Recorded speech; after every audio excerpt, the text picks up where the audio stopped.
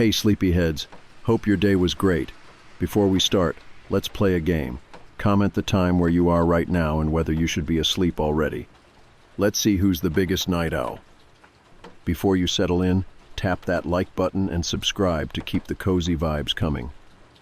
Now, dim the lights, get comfortable, take a deep breath, and let's drift into sleep. This is the most traumatic thing that has ever happened to me. I don't tell a lot of people about it because most of them don't believe me. They think I'm exaggerating, that I must have been overtired or paranoid. But I know what I saw. I know what was in my house. And no matter how much time passes, I still feel sick when I think about it. Because for weeks, I had no idea that someone was living in my home with me. It started with small things. At first, I thought I was just being careless, leaving the cabinets open, misplacing things, forgetting to put stuff away. Nothing too weird, just annoying little details that made me feel like I was losing my mind.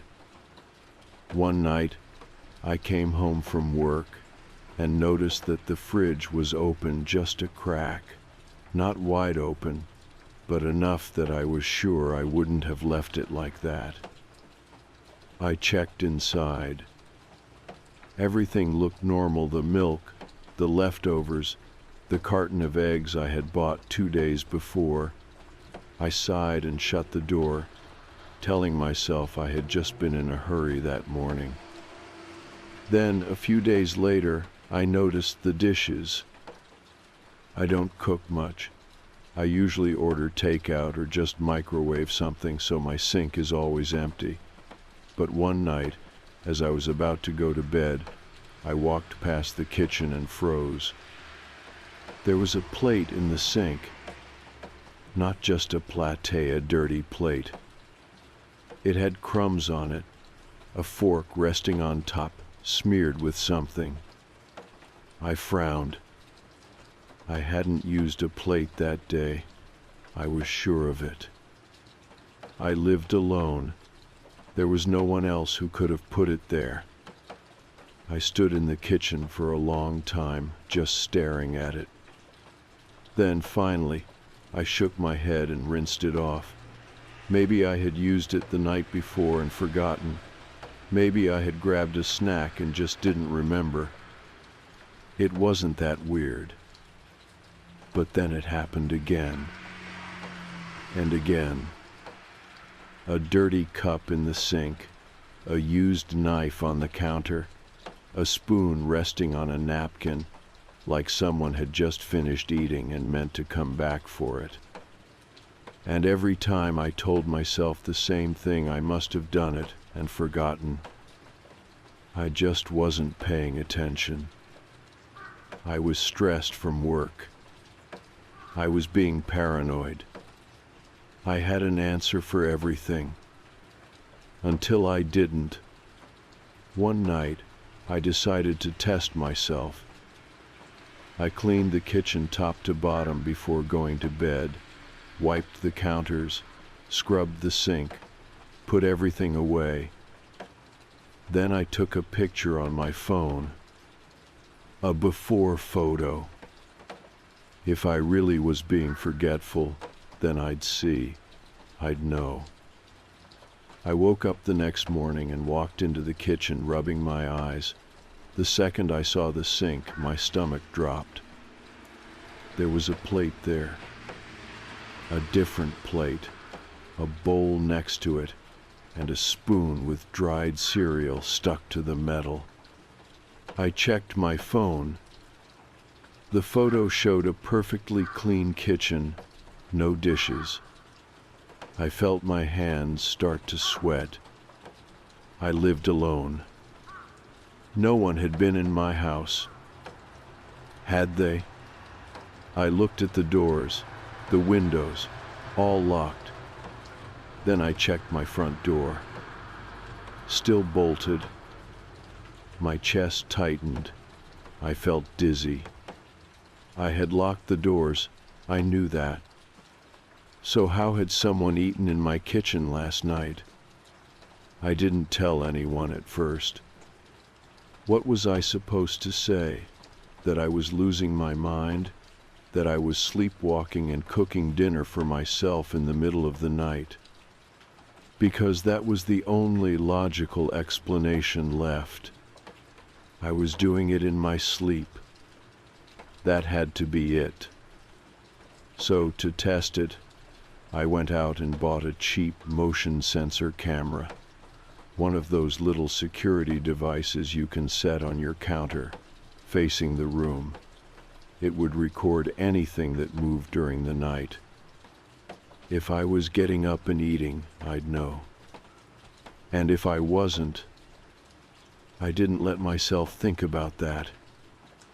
I set it up before bed, making sure it was fully charged, aimed perfectly at the kitchen. Then, for the first time in weeks, I actually slept well, because I was finally going to get an answer. I just didn't know yet that I wouldn't like it. I woke up before my alarm the next morning. My body knew something was wrong before my brain had even caught up. That uneasy, twisting feeling in my gut, the kind that tells you you're not alone. I sat up slowly, the weight of last night pressing against my chest, the camera, the dishes, the lingering, gnawing thought that maybe, just maybe, I wasn't losing my mind after all. I threw the blankets off, grabbed my phone, and walked to the kitchen, my pulse already hammering. I didn't need to check the sink. I already knew. There was another plate, and next to it, a glass, rim smudged as if someone had taken a slow, deliberate sip before setting it down. I swallowed hard. I grabbed my phone with shaking hands and pulled up the footage. The recording started at midnight. At first, nothing happened. The kitchen sat still and untouched, bathed in the dim glow of the street lights outside.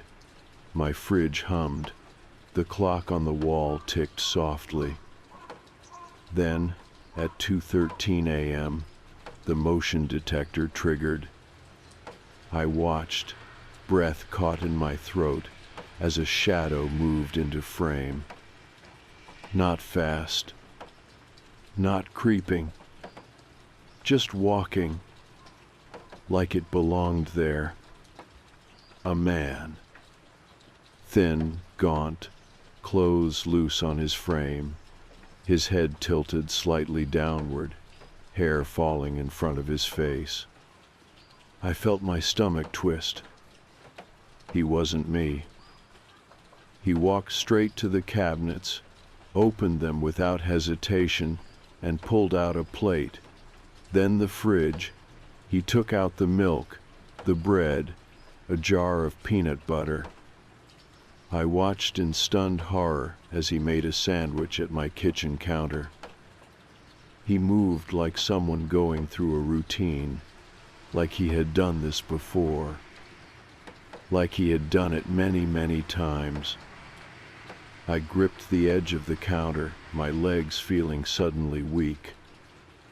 Then the man turned. Not toward the camera, toward my bedroom. He stood there for a moment, still holding the sandwich, still chewing, just looking at the hallway that led to me. Then, after what felt like an eternity, he sat down at my kitchen table, ate his food, and disappeared off screen. The recording ended. I dropped my phone. I backed up until I hit the wall, my breath coming in short, sharp bursts. He was inside my house. He had been inside my house for weeks, eating my food, moving my dishes, watching me while I slept. And the worst part? I had no idea how he was getting in. I did a sweep of the entire apartment, my heart slamming against my ribs. Every window locked. The front door locked. The back door locked. There were no broken locks, no forced entry, no signs that anyone had picked their way inside. But somehow he was getting in. I felt something crawl under my skin, an itch I couldn't reach. I was trapped with him, and I had no idea where he was. I called the police. I don't know why I hadn't done it earlier, maybe because deep down I had been convincing myself that I was imagining things. But now I had video proof. I expected them to take hours. I expected them to brush me off. But when I told the dispatcher that there was a man in my house and that I had video of him, they arrived in 10 minutes flat. 2 officers stepped into my apartment, hands resting near their holsters. One of them, Officer Diaz, took my statement. The other, Officer Greer, played the footage back on my phone, his face unreadable. Then he looked at me.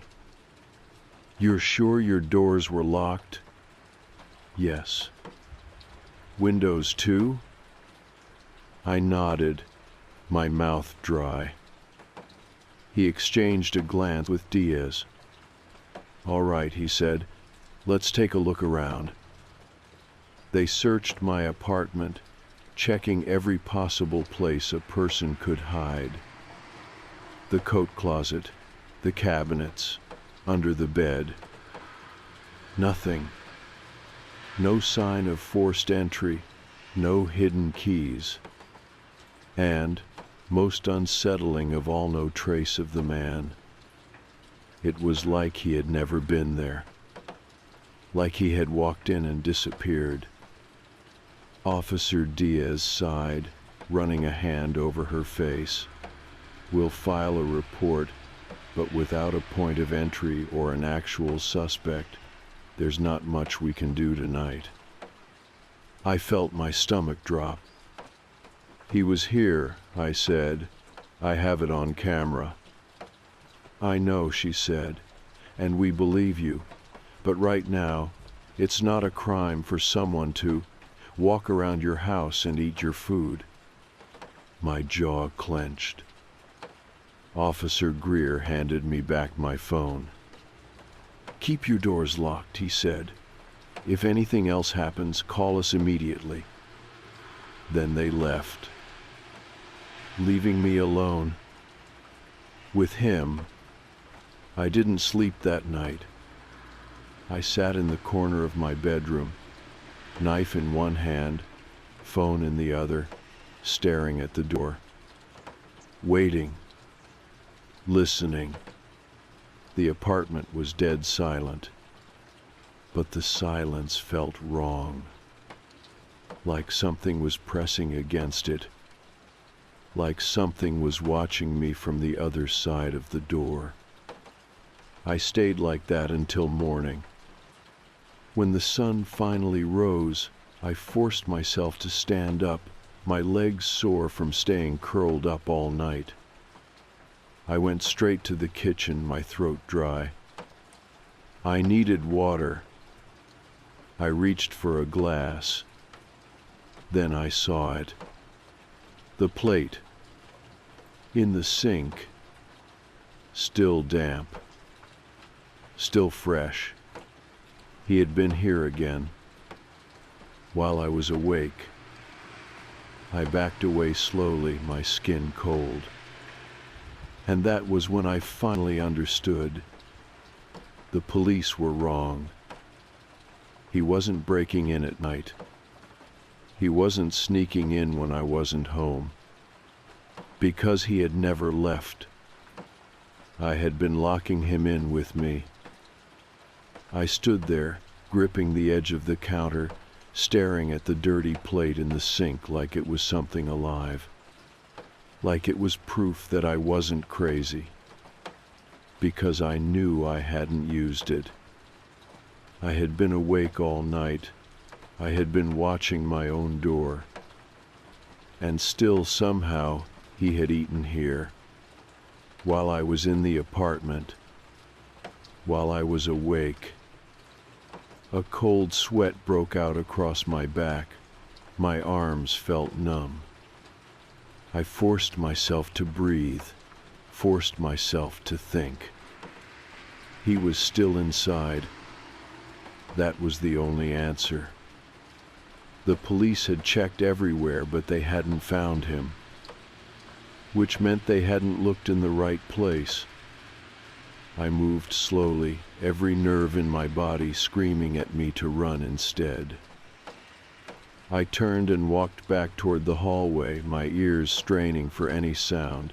The apartment was silent. Too silent. I stepped into my bedroom. My closet was open, just a crack. I knew I had shut it before bed. My stomach turned. I reached for the door handle, swallowing hard, yanked it open. Nothing. Just my clothes, my suitcase, the same things that were always there. I let out a shaky breath. Maybe he had already left. Maybe. Then I noticed something. The suitcase. It was pushed slightly forward from where it should have been, like someone had moved it and put it back wrong. I crouched down, heart hammering. And that's when I saw it. The vent. I hadn't thought about it before. It was just a normal vent cover, nothing special, the kind that sat low on the wall near the floor. But now that I was looking at it closely, I noticed something was off. The screws were missing. The cover was just resting against the wall, like someone had taken it off, like someone had been using it. A wave of nausea rolled through me. I hesitated, then slowly I reached forward and pulled the cover away. Behind it was a hole. Not just ductwork, not just a small space. A crawl space, big enough for someone to fit through, big enough for someone to live in. My mouth went dry. I grabbed my flashlight and shined it inside. The beam cut through the darkness, landing on something crumpled, something soft. I squinted. Fabric, a blanket. My stomach twisted into a knot. There were clothes shoved into the corner, empty food wrappers, a half-empty water bottle. My hands started to shake. Then, just as I was about to pull away, a sound, a rustling, from deeper inside. I froze. Then, a deep, shuddering breath. I dropped the flashlight. It clattered against the floor, rolling away. The light bounced wildly against the walls, illuminating flashes of movement inside the crawl space. I shot backward so fast I slammed into the dresser. My knee hit the edge, pain shooting up my leg, but I barely felt it. Because now, I wasn't imagining it.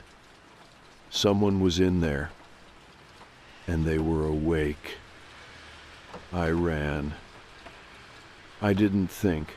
I didn't grab anything. I just bolted out of the apartment, heart hammering in my chest. I took the stairs 3 at a time, not stopping until I hit the street. The morning air was cold against my face, but I barely noticed. My lungs burned. my legs shaking. I dug my phone out of my pocket with trembling hands and called the police. Again. This time, they didn't take their time. 2 squad cars pulled up within minutes, and I could barely get the words out as I explained what I had found. Officer Diaz was here again, along with another cop I didn't recognize. They asked me to stay outside while they went in. I stood there, arms wrapped tightly around myself, watching as they disappeared into my apartment. I couldn't breathe. Minutes passed. Then, footsteps. I turned fast. Officer Diaz was coming down the stairs. Her face was grim. "You were right," she said. Her partner came out behind her carrying something. A bag of belongings. I felt sick. Was he still in there? I asked, my voice barely above a whisper. Diaz shook her head. "He's gone, but he was living there. For a while, by the looks of it." I felt my stomach turn. "Do you know who he is?" I asked. She hesitated. Then she pulled something from the bag. A photo. It was crumpled and faded, edges torn. I took it from her with numb fingers. It was a picture of my apartment, but not how it looks now. It was old. The furniture was different. The walls had different paint. In the corner of the picture, a man stood by the window. Thin, gaunt, staring at the camera with hollow eyes. Diaz exhaled. "This place was his," she said.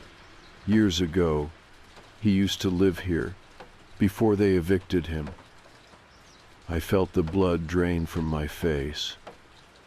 "He never left." She nodded. "He was here the whole time." I looked back at the building, at my apartment. I thought about the food, the dishes, the crawling sense of unease I had been feeling for weeks. I had been living with him, sleeping while he crept through the walls, eating while he watched from the shadows, and I had never known. I moved out that day.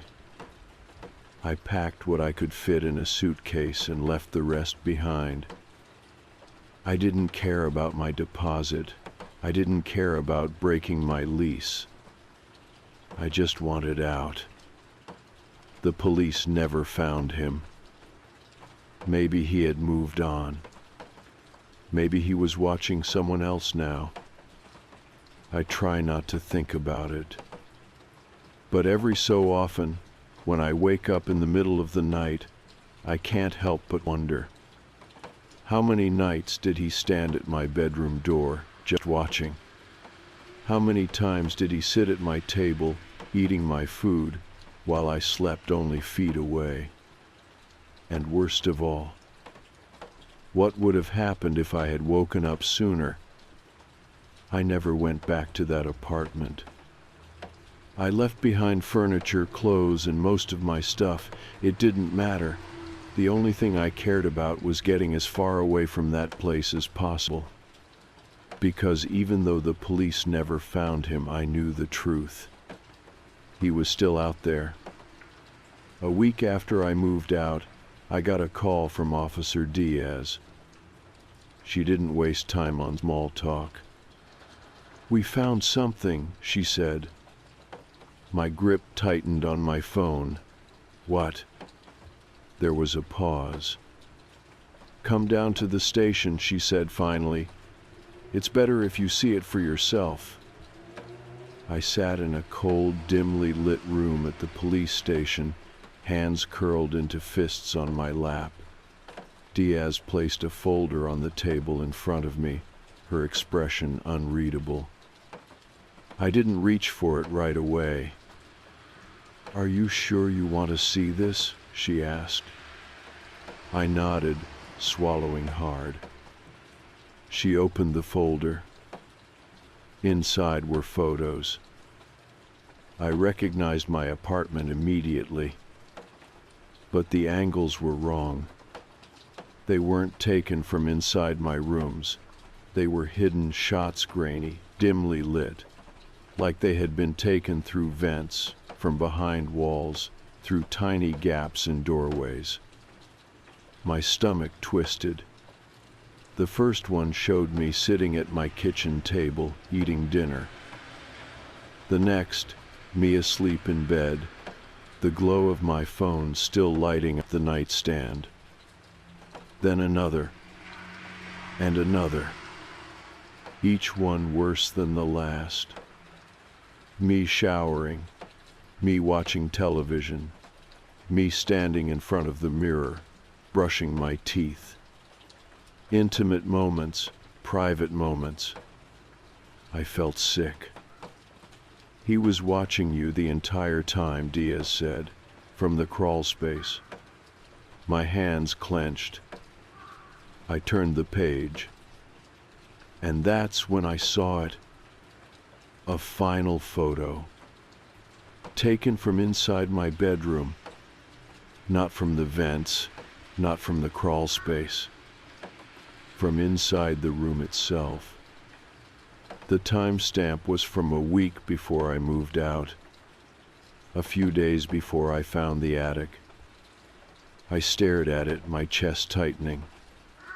The picture was of me, asleep. But in the corner standing by the door was him. A shadowy figure, barely visible in the dim light. Watching me. Standing inside my room while I slept. I shoved the folder back across the table. "I don't want to see any more." Diaz nodded. "I understand." I forced myself to breathe. "Do you have a name?" I asked finally. "Do you know who he is?" She hesitated. Then finally she nodded. "We do." She pulled out a different file. This one had a mugshot. The face was thinner than I expected. Sunken cheeks, hollow eyes. But there was no mistaking it. It was him. "His name is Peter Lance," she said. "He used to live in the building about 10 years ago." I swallowed, and he was evicted, but he never really left. My fingers tightened. "He's been using the crawl spaces and old storage areas ever since," she continued. "We think he moves from unit to unit, sneaking in when tenants aren't home. Most people never notice." A cold wave of nausea rolled through me. Most people never notice. I had noticed. And it still hadn't saved me. I walked out of the police station feeling empty. Like I had left a part of myself in that folder. Like I had left who I used to be in that apartment. Because even though I was safe now, I wasn't really. Not in the way I had been before all of this happened. Now, whenever I enter a room, I check the corners first. I never sleep without locking my bedroom door. I double-check every window before going to bed. Because I know how easy it is. How easy it is for someone to slip into your life without you even realizing. How easy it is for someone to watch you.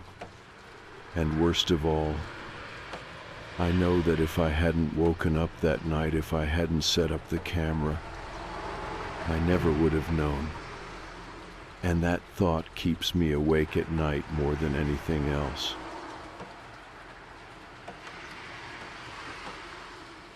The first time I met my neighbor, I didn't think much of him. I had just moved into the apartment a few days before. It wasn't anything fancy, just a small one-bedroom in an old brick building, the kind with creaky floors and doors that didn't quite shut all the way unless you yanked them. But the rent was cheap, and it was close to work. That was all I cared about. I was coming back from a grocery run when I saw him. He was standing in the hallway outside his door, just a few feet from mine. An older man, maybe late 60s, with neatly combed gray hair and clothes that looked a little too formal for just lounging around the house, button-up shirt, slacks, polished shoes. He had the look of someone who had been waiting. I nodded politely. "Evening." His face lit up in a way that immediately made me uneasy. "Oh, you're the new tenant," he said, his voice warm and slightly breathless, like he'd been caught off guard. Finally, someone moved in. I was wondering when I'd get a new neighbor. He stuck out his hand. His grip was too firm, fingers cold and dry like paper. "I'm Mr. Langley," he said. I shifted my grocery bag to my other hand. "Nice to meet you. I'm Dan." He didn't let go right away. His pale blue eyes flicked over me, studying my face, my hands, like he was trying to memorize me. Then, finally, he released his grip. I forced a small smile and took a step toward my door. Well, I should. "Have you seen my wife?" I stopped. I wasn't sure I had heard him right. "What?" "My wife." He tilted his head slightly, still watching me. "I was just wondering if you'd seen her." I hesitated. I had no idea what to say.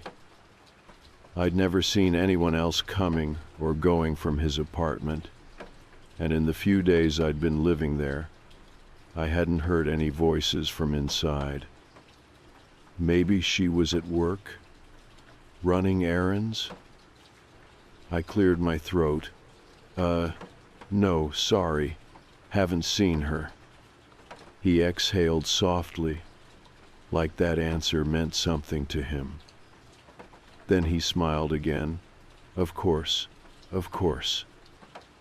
I nodded, awkwardly shifting my weight. "Well, I should get inside," I said. His smile stayed fixed, but there was something strained in it now, like he wanted to say something else, but was holding back. Then, just before I stepped inside, he said, "It's good to have someone here again." Something about the way he said it made my stomach tighten. I shut the door quickly. The next day, I saw him again. I was leaving for work, locking my door, when I felt the distinct sensation of being watched. I turned my head and nearly jumped. Mr. Langley was standing in his doorway, staring at me. His door was cracked just enough for him to peer out, his pale eyes locked onto me. I forced a tight smile. "Morning." He smiled back. "Good morning." He didn't move, didn't step out, didn't blink. Just stood there, watching me. The entire way down the hall, I could feel his eyes on my back. At first, I chalked it up to him being lonely.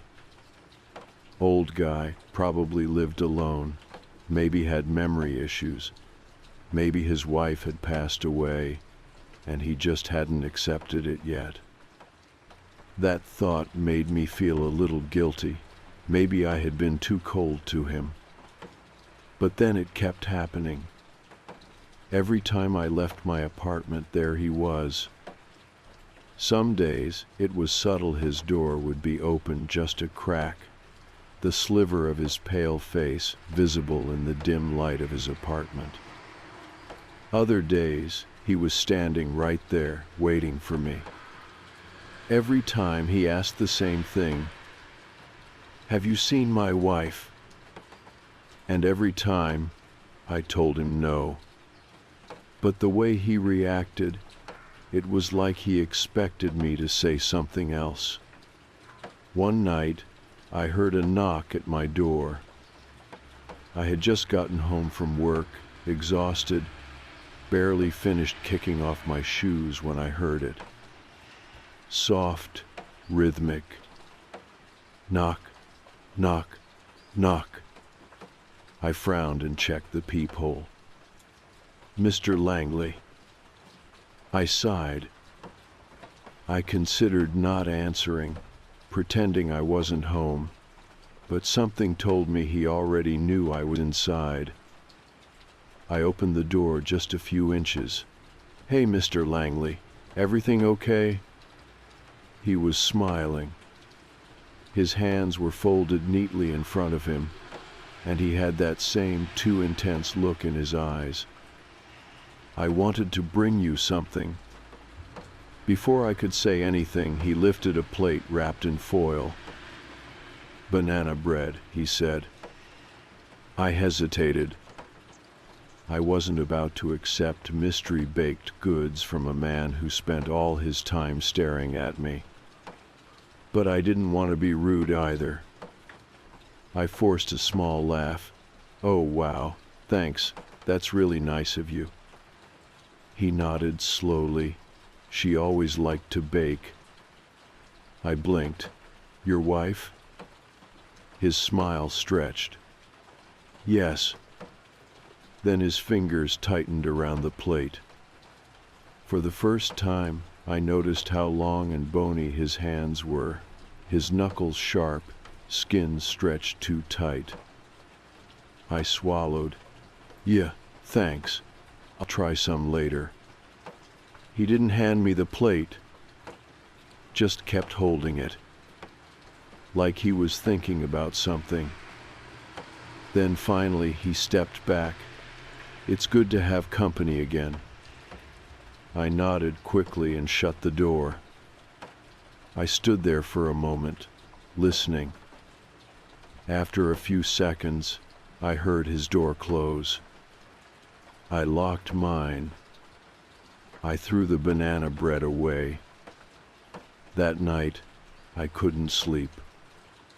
I kept thinking about him, his expression, the way his fingers had tightened around that plate.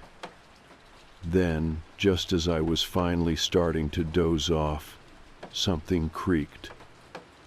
I sat up fast. It had come from inside my apartment. I held my breath, ears straining. Silence. Then, a slow, deliberate tap. I turned my head toward my closet. The door was slightly open. It hadn't been opened before. I felt my pulse jump. I reached for my phone and turned on the flashlight. The beam cut through the darkness, spilling into the gap in the closet door. Nothing. Just the usual shirts, shoes, my suitcase. But something still felt wrong. I got up, my legs stiff, and walked to the closet. I gripped the door and yanked it open the rest of the way. Nothing. I exhaled. Maybe I had left it open earlier without realizing. I shut it again, double-checking that it clicked closed. But as I climbed back into bed, I couldn't shake the feeling that someone had been inside my apartment. And worse, that they had been hiding. I didn't sleep much after that night.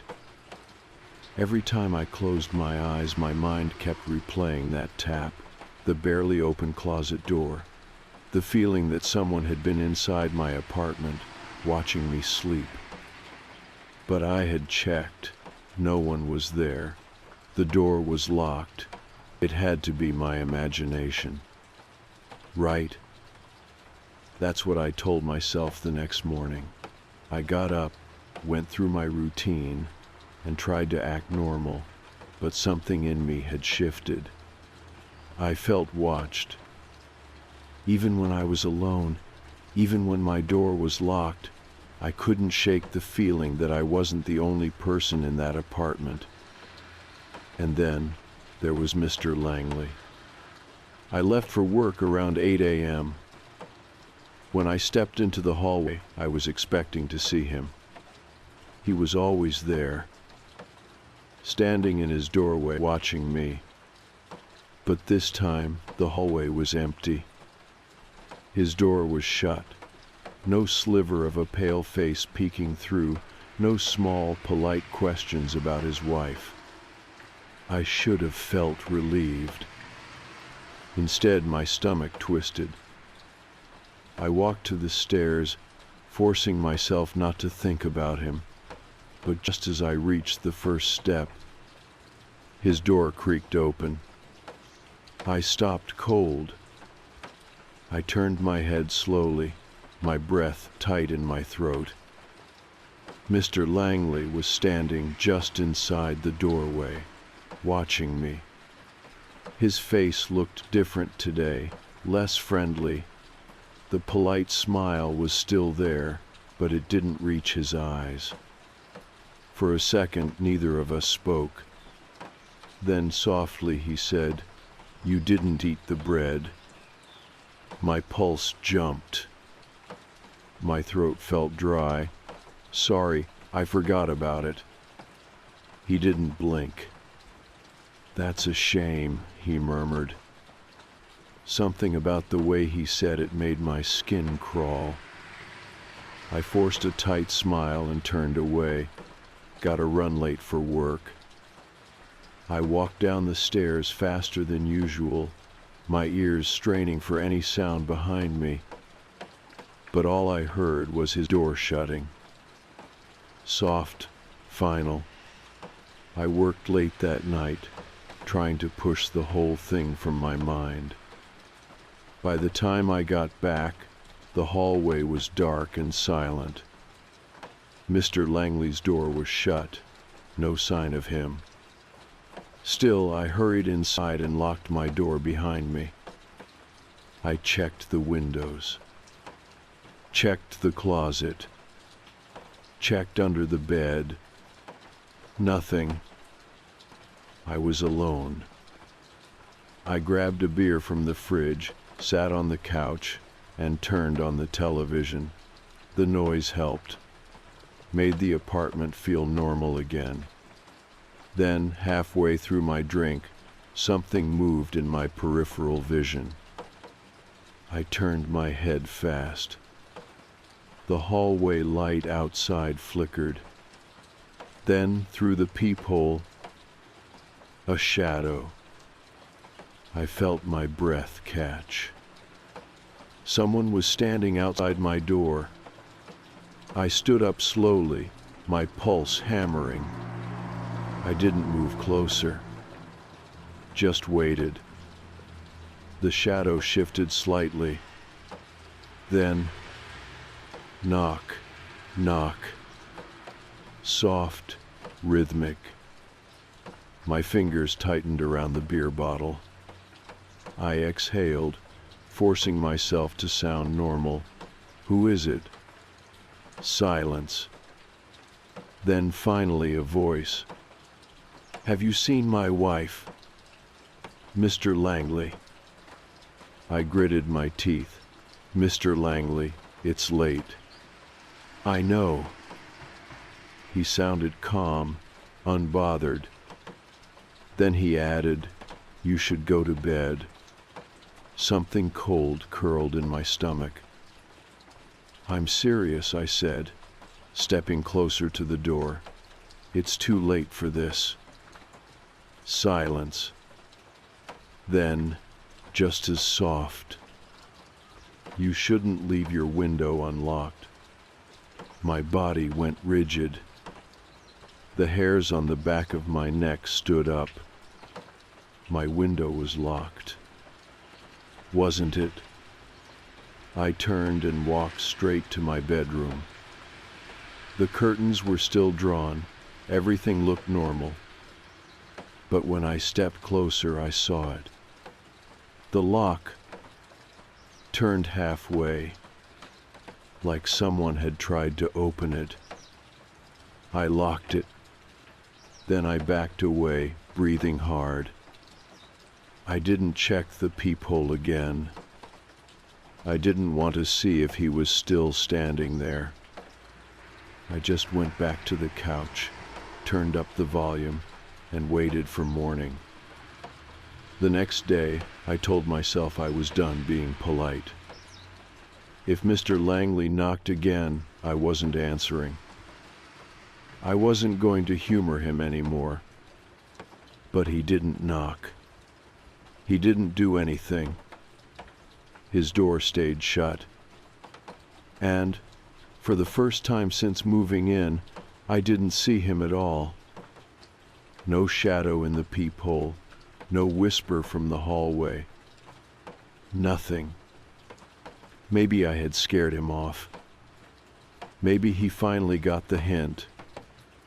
Or maybe he was just waiting.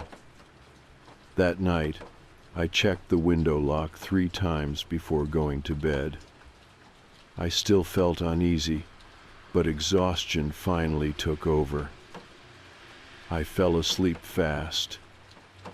Then, sometime in the middle of the night, a sound, a faint shuffle. I stirred, blinking into the darkness. Then, a soft click. The closet. My blood went cold. I turned over slowly, my breath tight in my throat. The closet door was open. Not much, just a crack. But I had shut it before bed. I stared, heart hammering. Then, a soft, deliberate sigh. From inside the closet, I sat up fast. My mind screamed at me to move, to grab my phone, to run. Then something shifted. A slow, quiet movement. I reached for the lamp, my hands shaking. Flicked it on. The light filled the room. The closet was empty. Just my clothes, my suitcase, nothing else. I stood up, breathing hard. Then I noticed something. Laid out neatly on my bed. A dress. Women's clothing. A dress, a pair of heels and stockings, folded carefully on my pillow. I felt my whole body turn numb. I backed away, barely able to process it. Then I saw the note. A small piece of paper placed neatly next to the dress. I picked it up, my fingers shaking. The handwriting was neat, precise. She always liked this one. I dropped the note and grabbed my phone. I called the police. I didn't care if they thought I was overreacting. I didn't care if there was no proof. I just wanted out. As I stood there, heart racing, waiting for someone to pick up, I realized something. The window. The lock. It had been halfway turned. Like someone had tried to get inside. Like someone had tried before. The police took too long to arrive. I sat in my living room, my back pressed against the couch, staring at my bedroom door like something might come slinking out at any second. My phone was still in my hand, the call connected, the dispatcher speaking in a calm, almost bored voice. "We have officers on the way, sir. Can you confirm that your door is locked?" "Yes," I said, my voice flat. The dress was still on my bed, the note still on my pillow. Like an offering, like an expectation. And then, as I was speaking, a sound, a slow, dragging sound, right outside my door. I stopped breathing. I held the phone tighter, pressing it against my ear, hoping the dispatcher had heard it too. But she kept talking, unfazed. "Sir, can you confirm?" Another sound. A soft tap. Then, the handle of my front door shifted. I shot to my feet. Someone's outside my apartment. My voice came out as a whisper, my own words barely registering in my ears. The dispatcher finally sounded awake. "Stay on the line. Officers are 3 minutes out." 3 minutes. 3 minutes was too long. I moved slowly toward the peephole, every step deliberate, careful. And I looked. Mr. Langley, standing directly outside my door. No knocking this time. Just standing there. His back was slightly hunched, his hands folded neatly in front of him, fingers clasped together like he was at a funeral, like he was mourning, like he was waiting. I didn't say anything. I just watched. His lips moved, but I couldn't hear the words. He was talking to himself, murmuring something I wasn't supposed to hear. Then, very slowly, he tilted his head, and he looked directly into the peephole. My breath caught. I stumbled back from the door. The second I moved, the handle turned again, not a gentle test this time. A harder twist. I heard the lock strain against the force. I ran to the kitchen, grabbing the heaviest knife I had. I wasn't going to wait for whatever the hell was happening to play out. Then, a knock. Not frantic, not rushed. A single, precise knock. Then his voice. Quiet, measured. I found her dress. I couldn't move. "It's your size." The police arrived exactly 3 minutes later. When they knocked, I nearly jumped out of my skin. By the time I got the courage to unlock the door, Mr. Langley was gone. The hallway was empty, like he had never been there at all. The officers took my statement, walking through my apartment, checking the locks, looking for signs of forced entry. They asked me the same questions over and over. Had I seen him enter my apartment? Had I left my door unlocked? Was there anyone who might have had access to my keys? I answered them all the same way. Number, and no. But that wasn't what bothered me. It was when one of the officers came out of my bedroom, his expression unreadable. "Sir," he said carefully, "you said you've never met Mr. Langley's wife?" I blinked. "No, I've never seen her." The officer glanced at his partner, then back at me. "There is no wife." I felt my stomach turn. "What?" The officer sighed, rubbing his temple. "Mr. Langley's wife has been dead for years, long before you moved in." I stared at him. I felt like I had just stepped out of my own body. I shook my head. Buth's been asking me. Every time he sees me, he asks if I've seen her. The officer nodded grimly. He does that every time someone new moves in.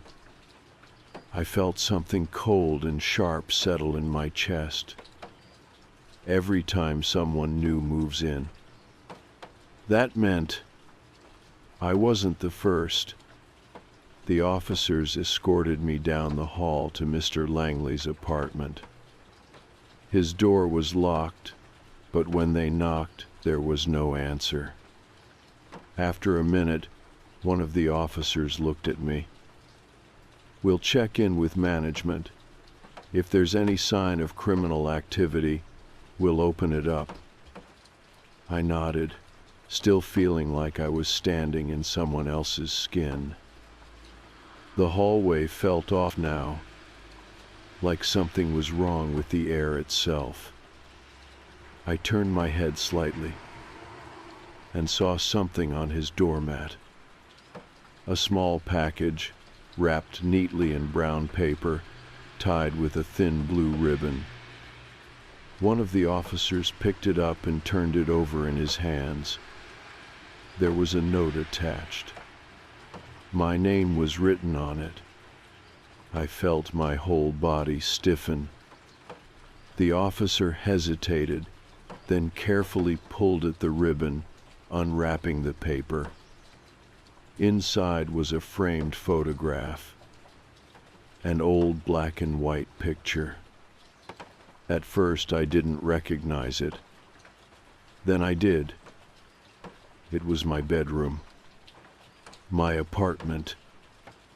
But it looked different. The furniture was old-fashioned, the walls bare, like it had been taken decades ago. And in the center of the photo, standing by the window, a woman, wearing the same dress that had been laid out on my bed.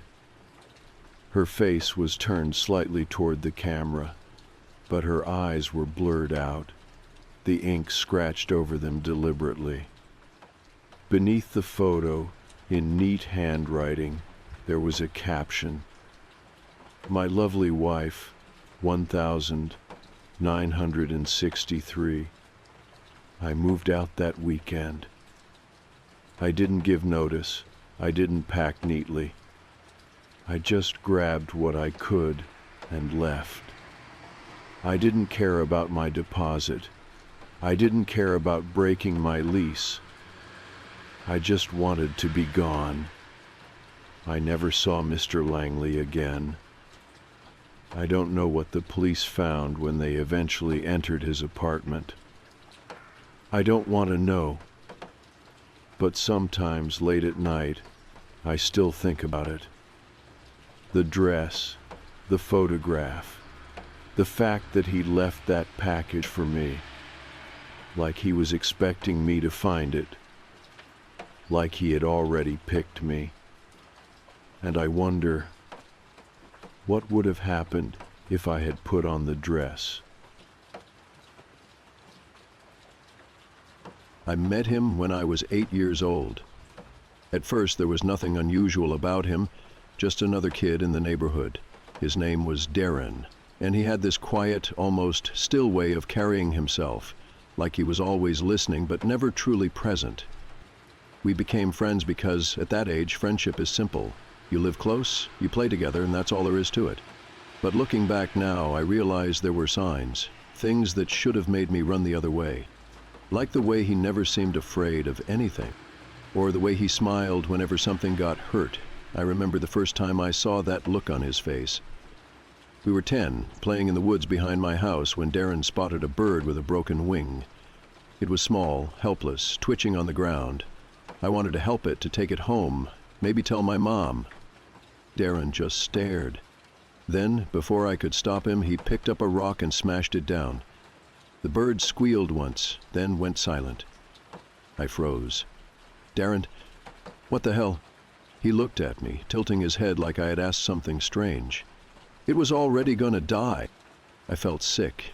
I wanted to run home, to get away from him, but he just stood there, completely unbothered. That should have been the moment I realized something was wrong with him, but I was a kid, and kids don't always understand danger when it's staring them in the face. So I stayed friends with Darren, and over the years, things only got worse. As we got older, Darren's fascination with things he shouldn't do only grew. At first it was little things, stealing candy from the store, sneaking into places we weren't supposed to be, but there was always something off about the way he did it. He never stole because he wanted something. He stole because he liked the thrill of taking it. He liked knowing he could get away with it, and when he didn't, he never looked guilty. I remember the time he got caught pocketing a lighter at the gas station. The clerk grabbed his wrist, threatened to call the cops, and while I stood there panicked, Darren just stared at him. Not angry, not scared, just watching, like he was waiting to see what the man would do next. The guy let him go with a warning, and as soon as we walked out, Darren smiled. Voila, it was bluffing, he said, like it was a game. Then there was the incident with the neighborhood cat. Fluffy little thing, belonged to this old lady down the street. One day it went missing. Posters went up, people searched, but no one found a trace. Except I did. Or at least, I found Darren sitting behind his garage with a knife, his hands dirty, something half buried in the dirt. I didn't ask questions. I didn't want to know. But I remember the way he looked at me when he noticed I was there. Like he wasn't ashamed, wasn't guilty, just curious about what I'd do next. I wish I had told someone then. Maybe if I had, things wouldn't have gone as far as they did. By the time we hit high school, I started pulling away from Darren. He wasn't just a weird kid anymore, he was dangerous. The way he talked about people was unsettling, like they were nothing more than objects. He could be charming when he wanted to be, though. He had a way of making teachers love him, convincing people to do things for him, making girls think he actually cared about them. But I knew better. I had seen the way he enjoyed hurting things, the way he only ever seemed truly alive when he was causing chaos.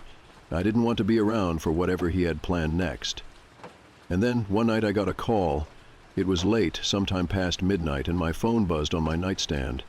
I groggily grabbed it, squinting at the screen. It was Darren. He never called. He wasn't the type to need people. Something in my gut told me not to answer, but I did anyway. Hello? My voice was thick with sleep. There was silence for a moment, just static and breathing. Then, in a calm, almost casual tone, he said, "I did something bad." My stomach twisted. "What do you mean?" Another pause. Then, barely above a whisper, "I need your help." I sat up, suddenly wide awake. Every instinct told me to hang up, to not get involved.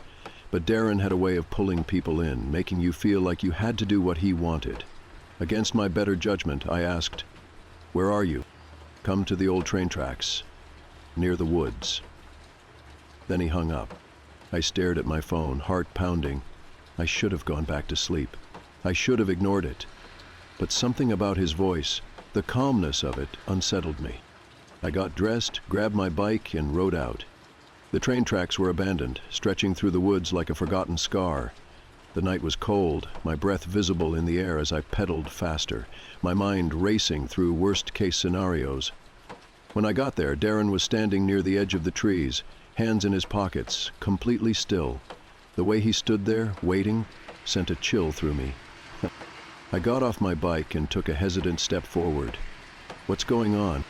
He turned, and that's when I saw it. Behind him, half hidden in the brush, was a body.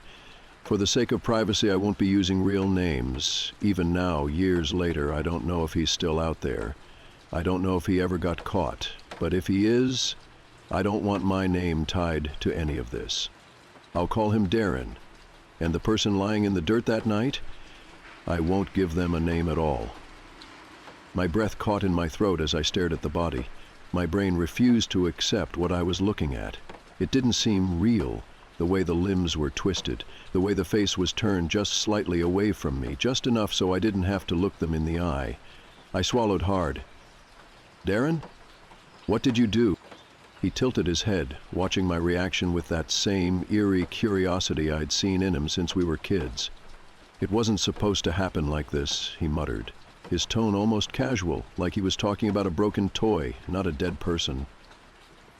I took a step back, my mind screaming at me to run, but Darren just sighed. "Look, I didn't call you to freak out. I called you because I need your help." I shook my head. No, I'm not." He took a step closer. I could barely see him in the dim light, but I could feel the weight of his stare. "You are going to help me, unless you want to be just as guilty as I am." My stomach twisted. Guilty. That word clung to me like tar, thick and suffocating. I hadn't done anything, but I was here, wasn't I? I was standing next to a body in the middle of the woods, the only other person around being a guy I had known for years, a guy I had ignored the warning signs about. And just like that, I realized he had planned this. Not the killing, maybe, but calling me, making sure I was involved, making sure I couldn't just walk away. That part was on purpose. I was trapped. My whole body was screaming at me to turn around and run, but my legs wouldn't move. I kept staring at the body, my mind desperately trying to convince itself that this wasn't real, that maybe it was some kind of sick joke, but it wasn't. The air smelled like iron, the dirt beneath the body looked dark and wet, and Darren, if that was even the name I should be using, stood there, watching me, waiting. My voice caught in my throat. "I don't know what you expect me to do." Darren sighed, almost like he was disappointed in me. "I expected you to not be such a little bitch about this." He turned and kicked the dirt near the body, shifting some of the leaves over it. "We need to move it. There's a creek not far from here." That was it. That was the moment I realized he wasn't panicked. He wasn't regretting anything. He was calm. He had already thought this through. I took another step back, feeling my breath quicken. "I'm not helping you." Darren's jaw clenched, but he didn't move toward me. He just tilted his head slightly, like he was analyzing me, running through his next move. That's what always unsettled me about him. He didn't react like a normal person. He calculated. He weighed his options. And right now, I was one of those options. "You really want to go to the cops?" His voice was quiet, almost amused. "You think they'll believe you had nothing to do with it?" I swallowed hard. I hadn't done anything, but the truth was, I wasn't sure. We had been friends for years. I had ignored so many red flags. Who would believe that I just happened to get a call in the middle of the night and showed up next to a dead body with no involvement? I didn't answer. Darren took that as hesitation, and he pounced on it. "I called you first. Your phone's going to show you were here. You ran with me when we used to steal shit as kids. People saw us together all the time. I tell them you were here when it happened? That we planned this together?" He smiled. "I guarantee you they believe me over you." I felt sick. I could barely hear anything over the sound of my own heartbeat in my ears. Darren had put me in checkmate before I even knew we were playing a game. I had two choices, help him or find a way out. I stood there, frozen, my mind racing in circles. I could feel the sweat building at the back of my neck, my hands clammy and shaking. Darren's words echoed in my head, and for a moment, I truly believed I had no choice. But then something clicked, a sudden sharp clarity, like a light bulb flickering on in the dark. I did have a choice. I could walk away, I could run, I could scream, but I had to do something before this all spiraled further. I swallowed, took a deep breath, and said, "I'm leaving." Darren's eyes narrowed, and I saw something flicker in them. Anger, maybe even a flash of disbelief. He stepped closer to me, but I didn't back down. I met his gaze, and for the first time in years, I didn't flinch. "You think you're just going to walk away from this?" His voice was low, cold. "You're with me or you're against me. That's how this works." I shook my head, my mind racing to find a way out, a way to end this without being caught up in any more of his madness. My fingers fumbled in my pocket, reaching for my phone, the small, hidden device I had switched off earlier because I knew Darren was smart enough to check if I was recording. The minute I pulled it out, though, Darren's eyes locked on it. He lunged toward me, but I was already pressing the emergency 911 button, and before he could grab me, the call connected. "Help!" I shouted, my voice shaky. "I'm with someone. I'm in danger. Please, someone, help!" Darren froze. He didn't yell. He didn't run. He just stared, as if for the first time in his life something was out of his control. It didn't matter. The dispatcher had already heard enough. The sirens came within minutes. I don't know what happened to Darren after that. I was taken to the station where I gave my statement using a fake name for my own safety. The body in the woods was identified and Darren was arrested hours later. There were no charges I could be tied to, no evidence that I had helped him. But I didn't trust the system. I couldn't. I packed up my things soon after and moved away. The memories of Darren, his calm smile, his twisted sense of control, still haunt me. Even now I keep my distance from people like him. Sometimes I wonder if he's still out there, but more than that, I wonder how many other people he's convinced to do his bidding. Because someone like Darren, he doesn't stop until he gets what he wants. I never considered myself a paranoid person. I was rational, logical, the kind of person who double-checked the locks at night but never dwelled on what might be lurking in the dark. That all changed when I moved into the apartment on Sycamore Street. I had found the listing online. A one-bedroom, third-floor unit in an old, pre-war building that had just the right amount of charm and history. It wasn't cheap, but it was in my budget, and after years of roommates and shared spaces, I was eager for solitude. The landlord, an older man with tired eyes and a cigarette-stained voice, handed me the keys without much conversation. "Quiet building," he muttered. "Good neighbors. Just keep to yourself." I should have known then. The first few nights were uneventful. The apartment was small but cozy, with high ceilings and creaky wooden floors that groaned under my steps. I spent my evenings unpacking, arranging furniture, and getting used to the rhythm of the place. Occasionally I'd hear muffled sounds from the units beside me, footsteps above, a door closing in the hallway, but nothing out of the ordinary. Then I started noticing things. At first they were small details, easy to dismiss. A kitchen cabinet I could have sworn I closed being slightly ajar in the morning, my keys not quite where I left them, the lingering scent of cigarette smoke despite no one in the building appearing to smoke. It unsettled me, but I convinced myself I was imagining things. After all, it was an old building. Things shifted. I was just adjusting. Then came the knocks. They started around midnight. Faint, rhythmic, always 3 soft taps against my front door. The first time, I hesitated before checking the peephole. The hallway was empty. No shadows under the door, no lingering presence. I chalked it up to pipes, the wind, anything but someone actually knocking. But it happened again, and again, and again. I started keeping my phone by my bed, half expecting to need it, but the knocking never escalated. Just those same steady 3 taps, like a question waiting for an answer. Then, one night, I woke up to something worse. It wasn't the knocking this time. It was a sound, the distinct, deliberate click of my front door unlocking. I shot up in bed, heart hammering. I was certain I had locked it. I always did. My throat tightened as I strained to hear, every muscle in my body tensed, waiting. The door didn't open.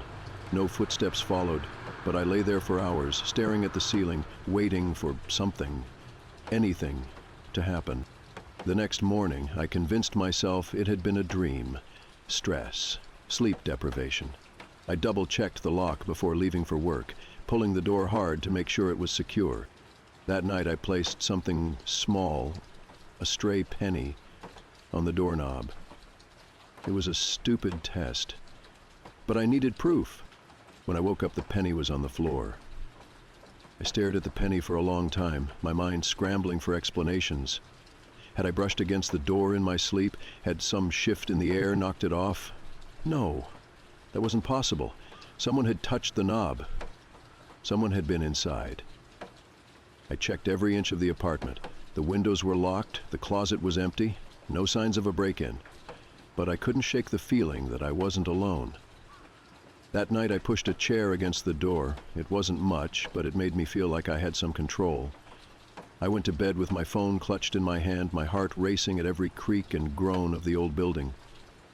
At exactly 12:03 a.m., the knocking started. 3 soft taps. I held my breath. Then the doorknob turned. It didn't rattle violently, didn't shake like someone was trying to force their way in. It just turned, slow and deliberate, testing. I could hear the soft scrape of metal, the quiet pressure of someone pushing just slightly against the door. The chair held. I sat up in bed, my stomach twisting. I wanted to call the police, but what would I even say? That someone might be trying to get in? That I thought someone had been inside before? There was no real evidence, no forced entry, no threats, just a locked door and an unlocked one. And then, as suddenly as it started, it stopped. The knob stilled. The hallway beyond my door was silent. I stayed awake until dawn. By morning, my fear had turned into something else. Determination. I needed proof. I needed to know that I wasn't losing my mind. So I bought a cheap security camera. I set it up in my living room, angled toward the door. If someone was messing with me, I'd have evidence. That night, I locked up as usual, placed another penny on the doorknob, and went to bed with my phone screen glowing beside me. I barely slept. By morning, the penny was on the floor again. I grabbed my phone with shaking hands, pulling up the footage. The screen was grainy, the dim glow of the hallway light giving the apartment an eerie, washed-out look. I scrubbed through the timeline, scanning for movement. At 12:03 a.m., the feed glitched. Just for a second, just long enough to make my stomach drop. Then the frame settled. The door, the knob turning, and just before the feed cut out completely, I saw it. A hand, pale, thin, pressing against the peephole from the outside. I dropped my phone. My breath hitched in my throat as my mind tried to process what I had just seen. A hand, someone's hand, covering the peephole. They had been standing there, listening, waiting. And somehow, they had known about the camera. I forced myself to pick up my phone again, my hands trembling as I replayed the footage. The feed had cut out completely after that moment, leaving nothing but a frozen frame of the door, the knob still slightly turned. I tried to convince myself that it could have been a malfunction, a glitch in the camera, but deep down, I knew the truth. Someone didn't want to be seen. I spent the rest of the day in a haze, checking the locks obsessively, listening for any sign that I wasn't alone. I barely ate. Every noise from the hallway made my skin crawl. I considered calling the police, but what would I even say? That someone knocked on my door and touched my peephole? They'd brush it off. I needed something undeniable. That night I made a plan. I pushed the chair against the door again, but this time I didn't go to sleep. Instead, I sat in the living room with the lights off, phone in hand, recording. If they came back, I'd hear them. I'd see them. The wait felt endless. Hours dragged by in suffocating silence. My eyelids grew heavy, but I refused to let myself sleep. Then, at 12:03 a.m., the knocking came. 3 soft taps. I gripped my phone tighter, barely breathing. Then the doorknob turned. Slowly, carefully, like someone testing to see if I'd forgotten to lock it. The chair creaked under the pressure, holding firm. But this time, there was something else. A sound. A low, muffled breathing. Not heavy, not aggressive, just calm, steady breaths, as if whoever was outside was patient. Waiting. I felt cold all over. My fingers hovered over my phone screen, about to dial 911, when I heard something that made my stomach drop. A whisper, right outside the door. "I see you." I didn't move. I didn't breathe. My body had gone rigid with pure terror. It wasn't loud, wasn't a threat, just a statement, quiet and sure, like they already knew how this would end. And then silence. No footsteps, no retreating sounds, just the overwhelming, paralyzing quiet of an empty hallway. I stayed like that until the first light of morning crept through my window, my body frozen in place, my mind racing. Whoever they weren't trying to break in. They were waiting for me to open the door. Morning didn't bring relief. If anything, the daylight only made things worse. There was no denying what had happened anymore. Someone had been outside my door, whispering, waiting. Someone knew I was there. I needed out. I packed a bag with essentials. Wallet, keys, phone, anything I could grab with shaking hands. I wasn't sure where I was going. Maybe a hotel, maybe a friend's place. I just knew I couldn't stay here another night. But before I left, I had to check something. I hesitated at the door, heart pounding, then crouched down and peered through the peephole. The hallway was empty, just the dim yellow glow of the overhead lights. But the air felt wrong, like something had just been there, standing close enough for me to feel its presence through the door. I reached for the knob, then stopped. Something was taped to it. A single piece of paper, folded neatly. My throat tightened as I pulled it off, my fingers trembling. The note was short, written in messy, slanted handwriting.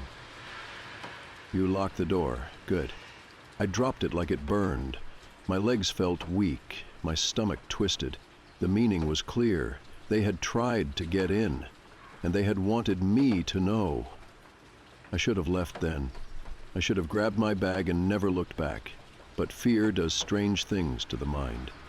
Instead of running, I did something stupid. I checked the security camera. The footage loaded slowly, the grainy image of my front door appearing on the screen. I skipped through the timeline, stopping at 12:03 a.m. My breath caught. At first, there was nothing. Then, movement. A shadow just at the edge of the frame. A figure, stepping forward. They were tall, unnervingly thin, wearing dark clothing that seemed to blend into the walls. But the worst part, the part that made my skin crawl, was their face, or rather, the lack of one. The person had something pulled over their head. A mask, maybe? A hood? There were no features, no eyes, just a smooth, blank surface, staring directly at the camera. Then, they raised a hand. Slowly, deliberately, they reached forward and covered the lens. The footage cut out. I shut off my phone and backed away from the door, my entire body screaming at me to go. Now. I didn't stop to grab anything else. I yanked open the door, half expecting someone to be standing there, but the hallway was empty. My legs felt unsteady as I forced myself to walk, not run, just walk, toward the stairwell. I was almost at the exit when I heard it. A door opening. Not mine. One further down the hall. I didn't look. I didn't turn around. I just ran. I didn't stop running until I was outside, gasping for air in the cold morning light. The streets were empty, the city still waking up, but my mind was racing. I needed to get somewhere safe. Somewhere with people. I ducked into a cafe a few blocks away, hands still shaking as I ordered a coffee just to have an excuse to sit. My phone buzzed in my pocket. I almost didn't want to look, but I did. A new notification from my security app. I hesitated before opening it, dread curling in my stomach. The camera had recorded one last clip before I left. I pressed play. The footage was short, only a few seconds, the hallway still and silent. Then the door at the end of the hall creaking open. A figure stepped out. Not a stranger, not someone masked or hooded. It was my neighbor. The quiet man who lived a few doors down, the one I had only seen in passing, the one who never spoke. He was still wearing the same dark clothes from the footage, but now, in the clarity of daylight, I could see his face. Expressionless, calm, like he hadn't just spent nights knocking, whispering, trying to get in. Then, just before the video ended, he turned to look directly at the camera. And he smiled. I left the city that day. I called my landlord, told him I was breaking my lease, and never set foot in that apartment again. I never went to the police. What would I even say? That my neighbor was standing in the hallway at night? That he smiled at a camera? There was no crime, no real evidence of anything, just a feeling. A deep, bone-chilling certainty that if I had opened my door that night, I wouldn't be here to tell the story. I don't know what he wanted. I don't want to know. But sometimes, late at night, I still wake up thinking I hear 3 soft knocks against my door. and I will never, never check to see who it is.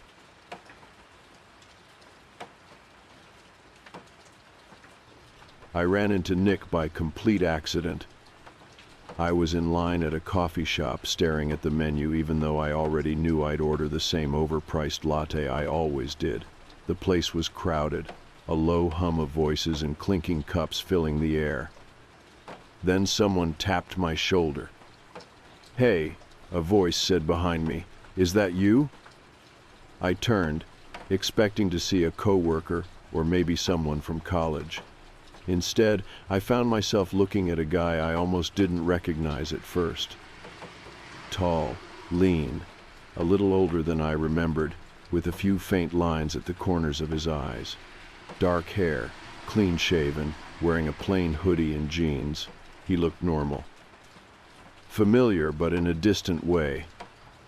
Then it clicked. "Nick?" His face lit up. I knew that was you. I blinked, trying to place the last time I had seen him. High school, maybe? No, after that. College, definitely. We had been friends, but not particularly close.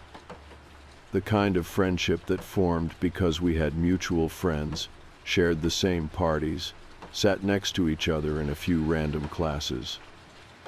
I hadn't thought about him in years. "Wow," I said, smiling. "It's been forever." "I know, right? What have you been up to?" We talked for a bit while I waited for my coffee. He told me he'd moved back into town a few months ago, something about switching jobs, needing a fresh start. He didn't say much about what he had been doing before, just that it had been complicated. I told him about my own life, the usual rundown. Work was fine, life was fine, nothing too exciting. He nodded like he already knew. When my drink was ready, I figured that was it. A nice little run-in with someone from the past, nothing more. But then he said, "Hey, we should catch up sometime. Properly, I mean." He smiled, but there was something about the way he said it, like it wasn't a suggestion, but a reminder. Still, I didn't see any reason to say no. "Sure," I said, pulling out my phone. "What's your number?" We exchanged info, and I left feeling good about it. Reconnecting with old friends was normal, right? We grabbed dinner a few nights later. Nick picked a quiet little place downtown. It wasn't anything fancy, but the food was good, and we talked for hours. He was easy to talk to. He asked all the right questions, remembered little details about me that I had barely mentioned. It was nice, comfortable, but something felt off. I couldn't put my finger on it at the time.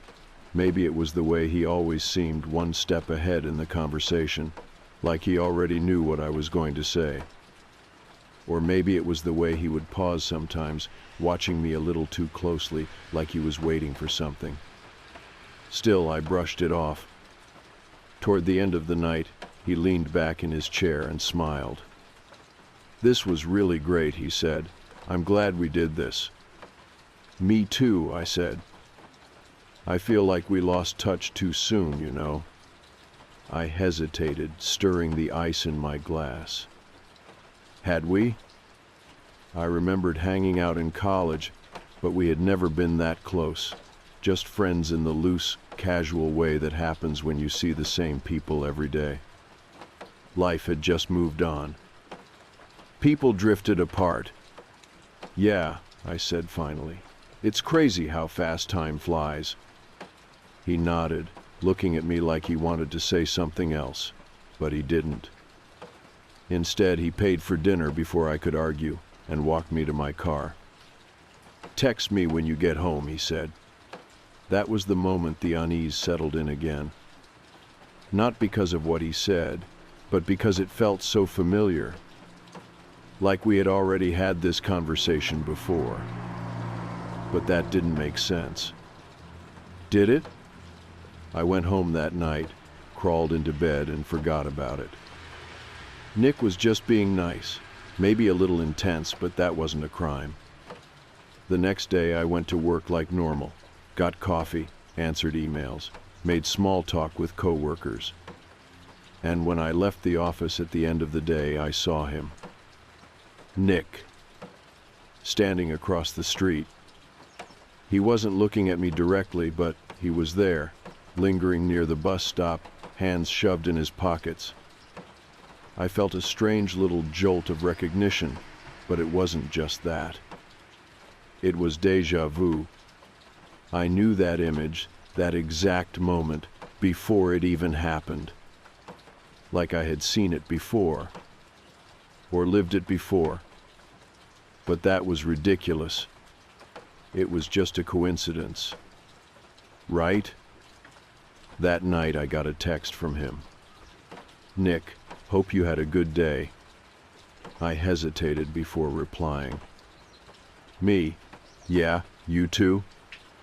"Nick, yep, just taking it easy." I stared at my phone for a second, trying to shake the weird feeling from earlier. It was nothing. Coincidences happen. I put my phone down and went to sleep. The next day, I saw him again. This time at the grocery store. I was halfway through the self-checkout when I spotted him near the entrance, scanning the shelves in the produce section. He hadn't seen me yet, but my chest tightened anyway. It wasn't just the fact that he was there. It was the fact that he shouldn't be. The last time we talked, he had mentioned living on the other side of town. His favorite grocery store was nowhere near mine. And yet, here he was. I turned back to my checkout screen, forcing myself to focus. It was fine. People shopped all over the city. Maybe he just happened to be in the area. I finished paying, grabbed my bags, and headed for the exit. As I stepped outside, I caught a glimpse of him through the glass doors. He was watching me. Not in an obvious way, not staring, not approaching, just watching. I turned fast, walking toward my car, my hands tightening around my bags. I drove home feeling uneasy, my thoughts racing. Why hadn't he said anything? If he had really just run into me by chance, wouldn't he have waved, or at least sent me a text? Why did I feel like I had just escaped something? I didn't text him that night, but I kept my phone nearby. Some part of me was waiting, expecting something. And sure enough, around 11 p.m., my phone lit up. "Nick, hey." I stared at it. Then another message popped up. "Nick, you okay?" I felt my stomach twist. I hadn't texted him all day, hadn't mentioned that I saw him. But he knew something was wrong. And that scared me more than anything else. I didn't text back. I wanted to. I even typed out a quick, casual reply, something like, "Yeah, just tired." But I didn't send it. Something in my gut told me not to. Instead, I put my phone face down on the nightstand and tried to sleep. But I couldn't shake the feeling that I had just broken some kind of rule. The next few days were normal. I went to work, ran errands, hung out with friends. Nick texted me a couple more times, nothing weird, just normal, friendly check-ins. I didn't ignore him, but I didn't go out of my way to keep the conversation going either. And I didn't see him anywhere. It felt like a relief. Maybe I had been overreacting. Maybe the grocery store thing had been a coincidence. Maybe I was just being paranoid. Then, that Friday, I went to the gym. I don't go often, but when I do, I go late, less crowded, fewer people to judge me for not knowing how to use half the machines. I was halfway through my workout, headphones in, zoning out on the treadmill when I felt it. That itch, that feeling you get when someone is watching you. I tried to ignore it at first. I kept my focus on the little red numbers blinking on the screen in front of me. But the feeling didn't go away. I slowed my pace, casually looking around. And there he was. Nick. standing near the weights. He wasn't working out. He wasn't even dressed for it. He was just standing there, looking right at me. A cold, prickly feeling crawled up my back. I yanked out my headphones and stepped off the treadmill. He noticed immediately and smiled. "What are you doing here?" I asked, trying to keep my voice even. "Working out," he said. I glanced at his outfit. Jeans, a hoodie, no gym bag, no water bottle. He followed my gaze, then chuckled. "Okay, you caught me. I was just in the area. Thought I'd check this place out." He had never mentioned going to a gym, ever. I swallowed hard. "I've been coming here for years. You never mentioned working out before." He shrugged, didn't think it was important. I wanted to believe him. I really did. But my mind kept replaying the last week, the coffee shop, my office, the grocery store. And now here. Something was wrong. I tried to brush it off. "Well, have fun," I said, turning away. I grabbed my stuff and left, barely managing to keep my pace steady as I walked out the door. I half expected him to follow me. He didn't. But I still checked my mirrors the entire drive home. That night, I dreamed about him. In the dream, I was sitting in my apartment, scrolling on my phone. Everything felt normal except I knew something was wrong. I looked up. Nick was sitting on my couch. He wasn't saying anything. Just watching me. I tried to move, but I couldn't. My phone buzzed in my hand. I looked down and saw a text from him. "You're finally remembering." I jolted awake, gasping for air. My bedroom was dark. My phone was face down on the nightstand, exactly where I had left it. I sat up, running a hand through my hair. Just a dream. Just my brain making weird connections. Then my phone buzzed. I froze. Slowly, I reached for it and flipped it over. A text. "Nick, hey, you up?" My breath caught. I stared at the screen, my fingers hovering over the keyboard. I wanted to ask him. I wanted to say, "Why do I keep running into you?" But instead, I locked my phone and set it down again. I didn't sleep after that. The next day, I made a decision. I was going to call him out. Not through text, in person. I didn't want to give him the chance to gaslight me, to make it sound like I was imagining things. I wanted to see his reaction. So I texted him first. Me. "Hey, let's grab coffee. I need to talk to you about something." He responded immediately. "Nick, of course. When?"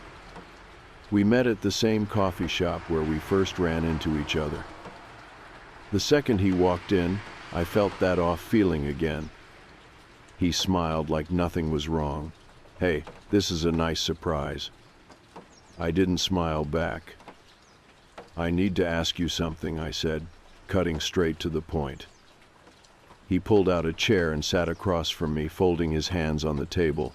"Sure." I took a deep breath. "Why do I keep seeing you everywhere?" His expression didn't change. I kept going. At first, I thought it was just chance, but now, my office, the grocery store, the gym. Either you have the exact same routine as me, or you're following me. A slow smile crept across his face. It wasn't a friendly smile. It wasn't even an apologetic one. It was the kind of smile you give when you're holding back a secret. "Is that what you think?" he said. I felt a flicker of doubt. I expected him to deny it, to act shocked, to say, "Wow, that's crazy, I had no idea." But he didn't. He just kept smiling. And suddenly I realized something. He wasn't surprised by this conversation. He expected it, like he had been waiting for me to figure it out. My throat went dry. "I don't think we should talk anymore," I said, standing up. Nick didn't argue. He just pulled out his phone, tapped a few times, and set it on the table. Then he looked up at me. "I just wanted to make sure you remember me this time." A chill spread through my entire body. I stared at him, my mouth slightly open, but no words came out. This time, like this had happened before, like I had forgotten. The dream flashed through my mind, the text. "You're finally remembering." I turned and walked out. I didn't look back. But I knew he was still watching me. I didn't go straight home after leaving the coffee shop. I got in my car and drove aimlessly for a while, my hands gripping the wheel too tight. My heart was still pounding. Nick's words kept replaying in my head. "I just wanted to make sure you remember me this time." This time. What the hell did that mean? I knew my own life. I knew who I was. I wasn't the type of person to forget something this big. If he had been part of my life before, I would have remembered. Wouldn't I? The thought made me uneasy in a way I couldn't explain. I pulled into a grocery store parking lot, turned off the car, and just sat there. I needed answers. I opened my phone and scrolled through my contacts. Nick's number was new. I'd only saved it a few weeks ago after running into him at the coffee shop. But something nagged at me.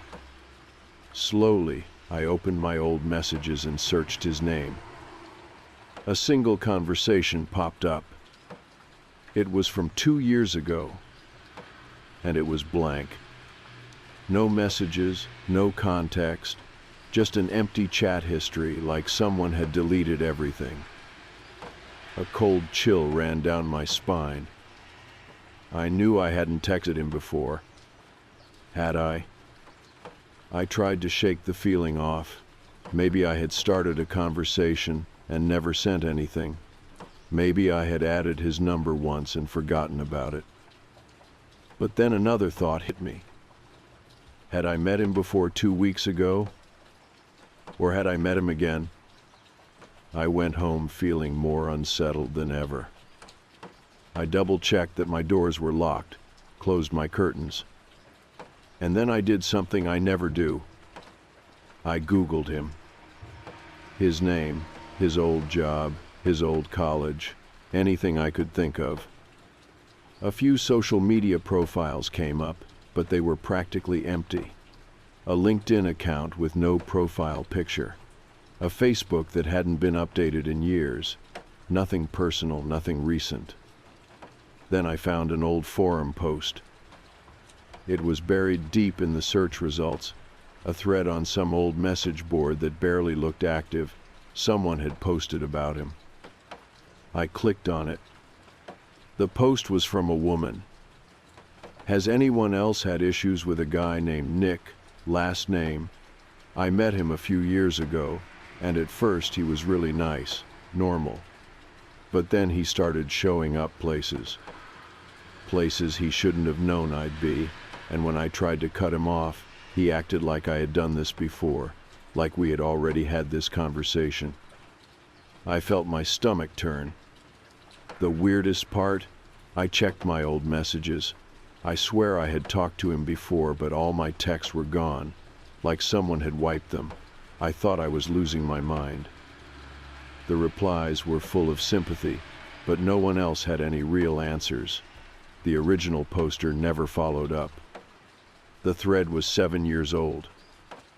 I closed the tab and leaned back in my chair, my hands clammy.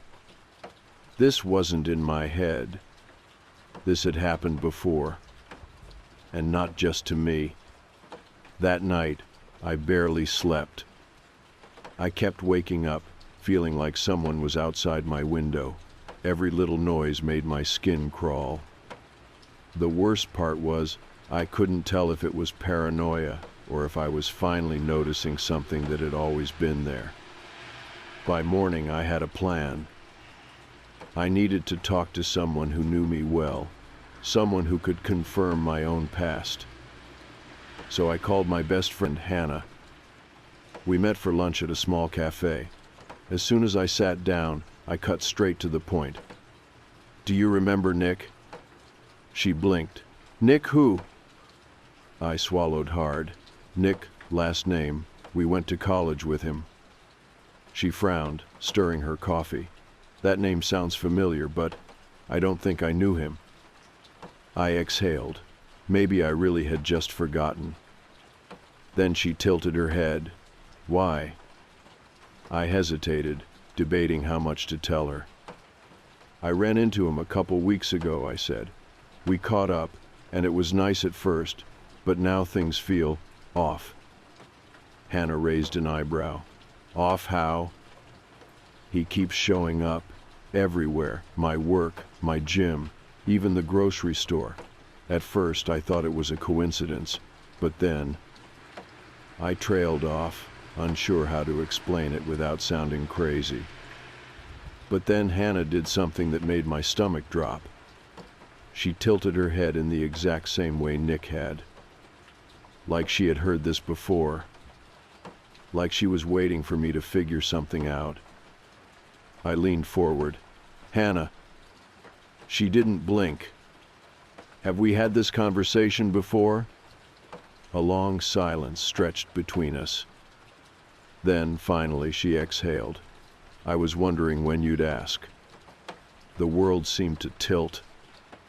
"What?" My voice was barely a whisper. She lowered her voice. "I didn't want to bring it up because I thought maybe it was better if you didn't remember." I gripped the table. "Didn't remember what?" Hannah took a deep breath.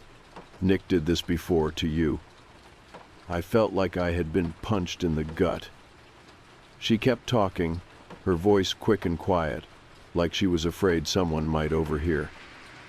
"You met him years ago, maybe 3-4 years back. You thought it was a normal friendship at first, but then he started showing up places. You told me it felt wrong. You tried to distance yourself, but he wouldn't stop." I couldn't breathe. Hannah's hands tightened around her coffee cup. "I don't know how, but he made you forget. You told me once that you felt like your memories were slipping. You'd remember things wrong. Text messages would be missing. Eventually, it was like you had never met him at all." She swallowed hard. "And then, about a month later, you ran into him again. You acted like it was the first time you'd ever met. Just like now." I felt sick. My memories, my entire life. Had he been in it before? Had he erased himself and started over? And if so, how many times? I stood up so fast my chair scraped against the floor. "I need to go." Hannah grabbed my wrist. "Wait." My heart was pounding. I needed air. I needed time to think. "I have to go," I repeated. I pulled my arm away and rushed out the door. But as soon as I stepped outside, I felt it. The eyes. I turned. Across the street, standing by the lamppost, was Nick. He wasn't smiling this time. He wasn't pretending anymore. He knew that I knew. And that changed everything. Nick and I locked eyes across the street. He didn't wave. He didn't smile.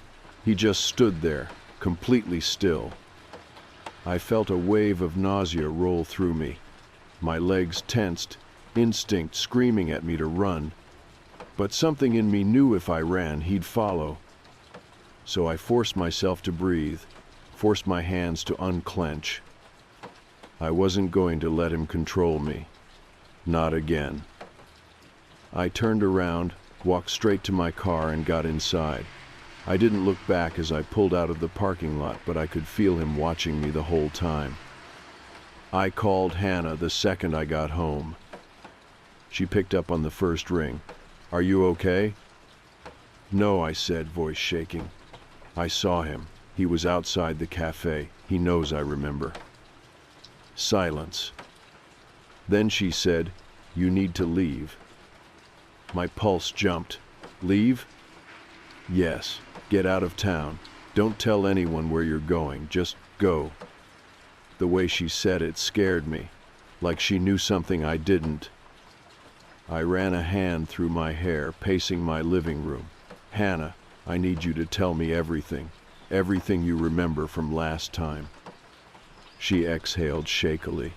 "I told you most of it. You met him before, just like now. He started following you, showing up places. You told me it felt wrong, that something about him was off.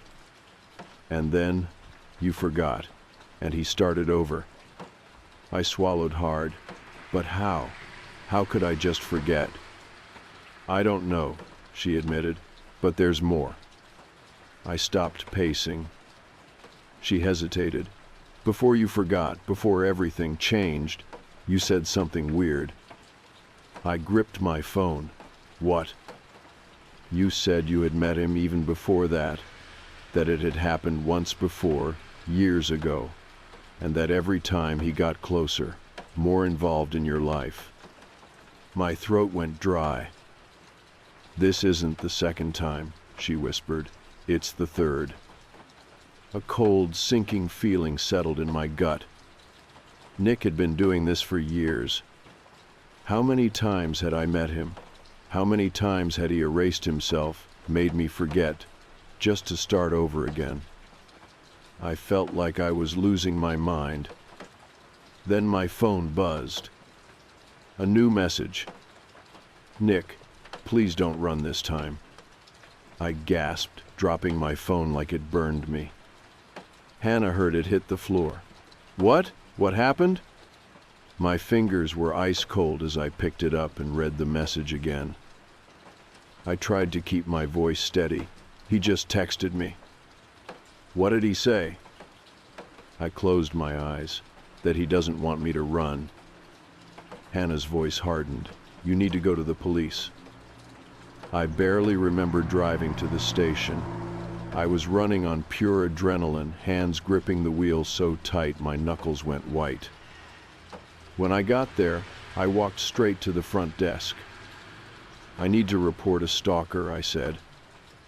The officer on duty took me to a small office and I told them everything. I expected them to be skeptical, expected them to think I was paranoid or exaggerating.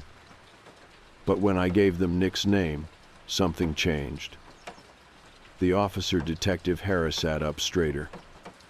"You said his name is Nick. Last name?" I nodded. He exchanged a look with another officer, then pulled something up on his computer. After a few seconds, he turned the screen toward me. It was an old case file. The picture attached was of Nick. My stomach dropped. Harris glanced at me. "You sure this is him?" I nodded slowly. "Yeah." He let out a slow breath. "We've dealt with him before." I felt my pulse jump. "You have?" He nodded grimly. "He's been reported multiple times over the years. Stalking, harassment. But the weird thing is, every time the victims suddenly drop the charges." I stared at him. "What?" "They just stop pursuing it," he said. "They stop responding to calls, act like nothing ever happened, like they forgot about him entirely." I felt sick. Harris leaned forward. "Tell me everything." I did, every detail. How I met him, how he slowly started showing up in my life, how he knew things I had never told him, and finally, how Hannah had told me that this wasn't the first time. By the time I finished, he looked disturbed. He tapped his fingers on the desk. "We're going to look into this. Do you have somewhere safe you can stay?" "Hannah's," I said. "Good. Don't go home alone. And if he contacts you again, let us know immediately." I nodded. Harris hesitated, then said, "One more thing. Do you remember seeing him before this time? Before a few weeks ago? I swallowed. Number. But I think that's the problem. Hannah let me stay at her place that night. We locked all the doors, closed the blinds, double-checked every window. Neither of us slept. Around 3 in the morning, my phone buzzed again. I didn't want to look, but I forced myself to. Nick. I just wanted to be remembered. I shut my phone off. I never saw him again. The police searched for him, but it was like he disappeared. No traces, no signs, just gone. It's been 6 months now. I moved, got a new job. I don't go to the same coffee shop. I don't take the same routes. I even changed my phone number. But sometimes, late at night, I still think about him. I think about how he always finds me again. How he waits. How he starts over, pretending it's the first time, making sure I trust him before he lets the truth slip. And I wonder how many times has this happened? How many other people has he done this to? Or worse, how many of them never remembered at all?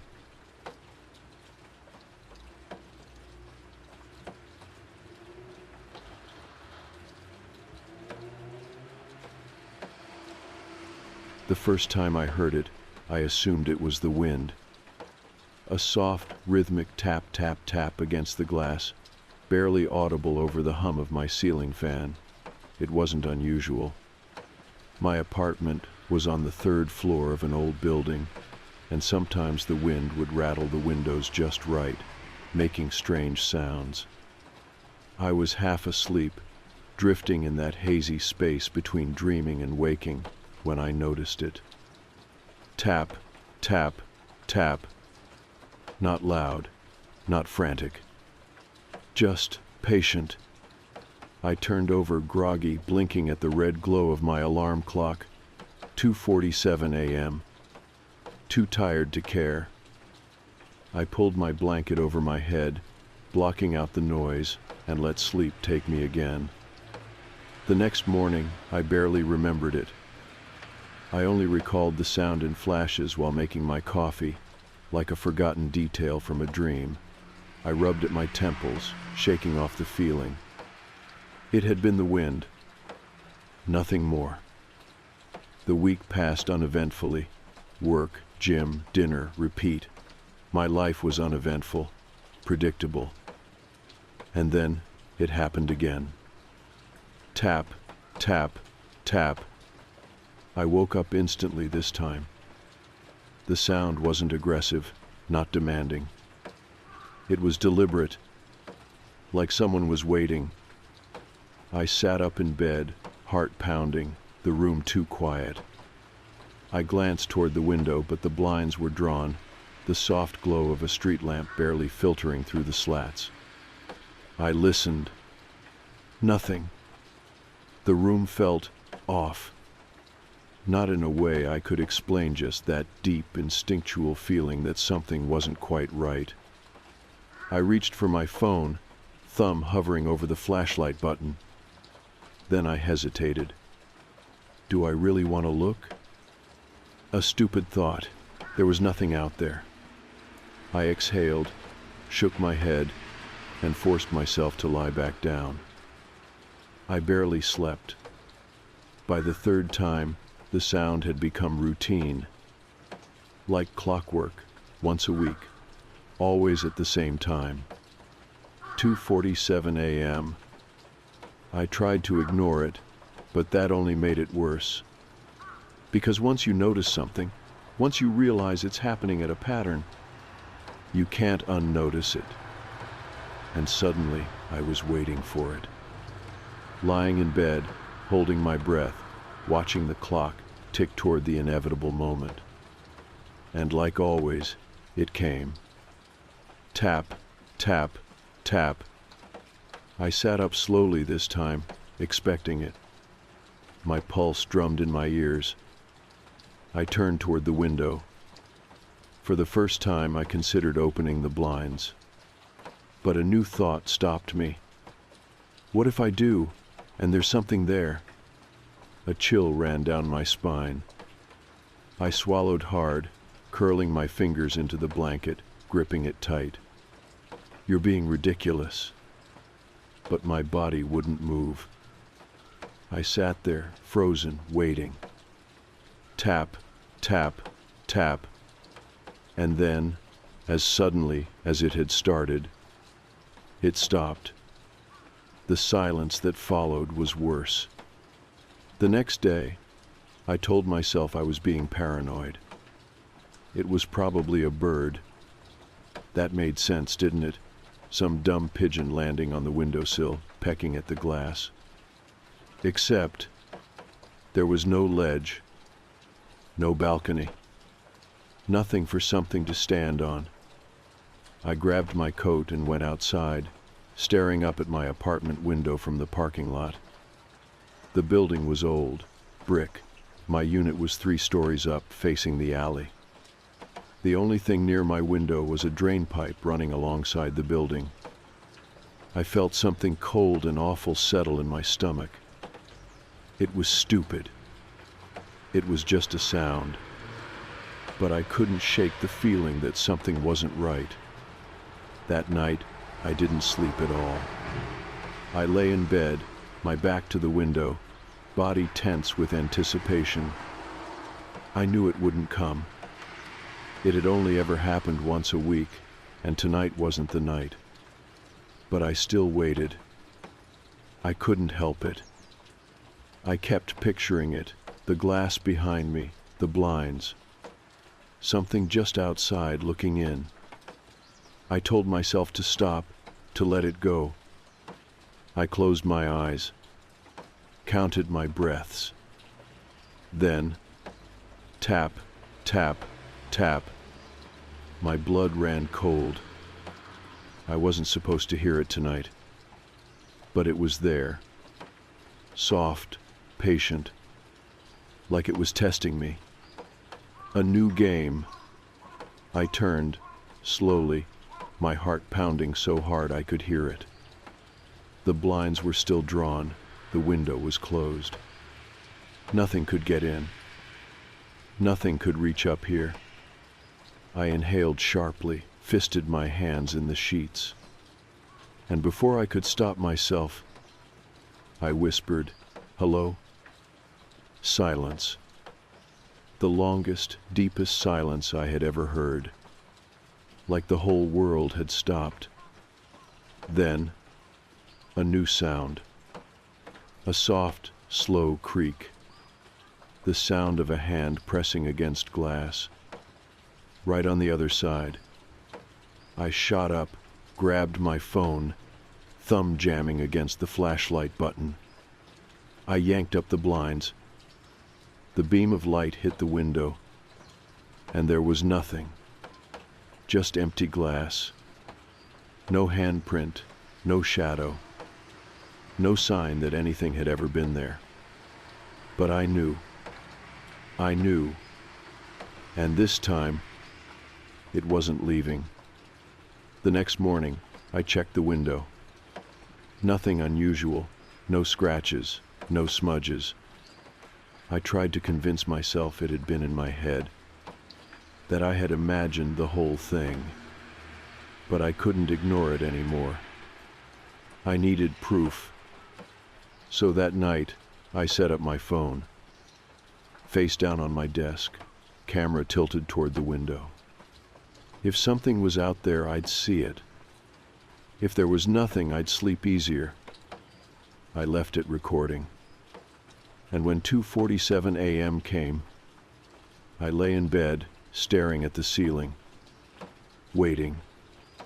Tap, tap, tap.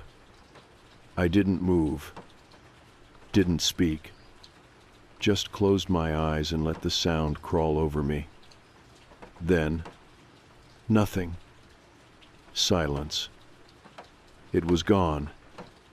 I swallowed hard, finally allowing myself to relax.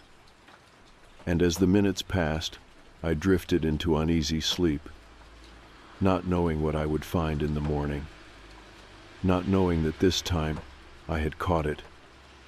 And when I pressed play on the video, it would be worse than I could have ever imagined. I woke up feeling like I hadn't slept at all. The weight of the night still clung to method tapping, the waiting, the silence. For a moment, I lay there, staring at the ceiling, my heart already beating too fast. Then I remembered. The recording. I sat up, reaching for my phone, fingers stiff from gripping the blanket too tightly in my sleep. The screen lit up with a soft glow, 6 hours of footage. I swallowed hard. This was it. Proof. My stomach churned as I hesitated. Do I really want to see what's on there? A stupid thought. Of course I do. I tapped play. The footage was boring at first. Just my room, bathed in soft darkness. The window sat still in the frame, the blinds down, the pale glow of the street lamp barely filtering through. I scrubbed through the first few hours. Nothing.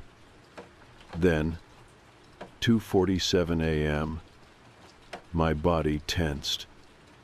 The room on the screen remained still, no movement, no sounds. I frowned. The tapping had been clear as day to me last night. Had I imagined it? Then, just as I was about to fast forward, something moved. I almost dropped the phone. The blinds. They shifted. Not violently, not like the wind had caught them, but like something had brushed against them from the outside. A slow, subtle ripple across the fabric. A moment later, another movement. Lower this time, near the window latch. I leaned in, heart hammering. It was too dark to make out details, just a shadow shifting behind the thin blinds. Then, a shape, a hand. Long fingers barely visible through the gaps in the slats gripping the window frame. I dropped the phone. My pulse spiked, cold dread slicing through my chest. I hadn't imagined it. Someone had been there. Right outside my window. 3 stories up. I sat frozen, staring at the phone, my breathing shallow, my ears buzzed with panic. This wasn't just some random noise. This wasn't a branch against the glass. This was a person. But how? How had they gotten up there? I forced myself to pick up the phone again, my fingers cold and stiff. I scrubbed through the footage, my stomach twisting with every second. The hand disappeared after a few moments, but the blinds shifted again, like someone was adjusting their grip. Then nothing. For the rest of the night, the window remained still. No more tapping. No more movement. Whoever or whatever had been there hadn't left a trace. I spent the morning pacing my apartment, my thoughts racing. I needed answers. I grabbed my coat and headed outside, making my way around the building. My apartment faced the back alley. No fire escape, no balconies, just a sheer drop to the pavement below. I stood there, staring up at my window, trying to make sense of what I'd seen. There was no way someone had climbed up there. No ledges, no footholds. The drain pipe was there, sure, but it was old, rusted. It barely looked strong enough to hold a cat, let alone a full-grown person. So how had they done it? And why? The thought sent a fresh wave of unease through me. I turned and hurried back inside. I needed to call someone. The police, maybe. But what would I even say?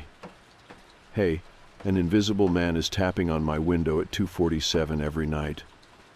I exhaled sharply, running a hand through my hair. Number. I needed something solid first. A clearer video. A face. Something real. That night, I set up the camera again. Only this time, I adjusted the angle. The lens pointed directly at the blinds. If something or some came back, I'd see it. I barely slept. Every creak of the building, every gust of wind set me on edge. By the time 2:47 a.m. rolled around, I was already awake. Lying in bed, staring at the ceiling, waiting. Then, tap, tap, tap. My breath hitched. I gripped the blanket, my entire body tense. I didn't move. Didn't dare to. The tapping was softer tonight, almost careful. Like it knew I was listening. Then, a new sound. Something light shifting against the glass. I felt a prickling sensation crawl up my arms. Was it a hand? Fingertips brushing over the window. I swallowed hard, willing myself to stay still. I'll see it in the morning. I just had to wait. Minutes passed. The tapping faded. Then silence. I waited another hour before allowing myself to sleep. At sunrise, I grabbed my phone instantly. My fingers trembled as I pulled up the footage, scrolling straight to 2:47 a.m. The video loaded. At first, it was just my room. Still, silent. Then, the tapping. Soft. Rhythmic. A shadow shifted behind the blinds. I held my breath. A hand appeared. Fingers curled around the window frame. And this time, it didn't disappear right away. It just stayed there, holding on. My chest tightened. Then suddenly, the blinds moved, like someone was leaning closer, peering in. My stomach twisted as I waited for a face to appear. Waited to see how hot was out there. But there was nothing. Just hands. Long fingers gripping the frame. Hanging there, 3 stories up.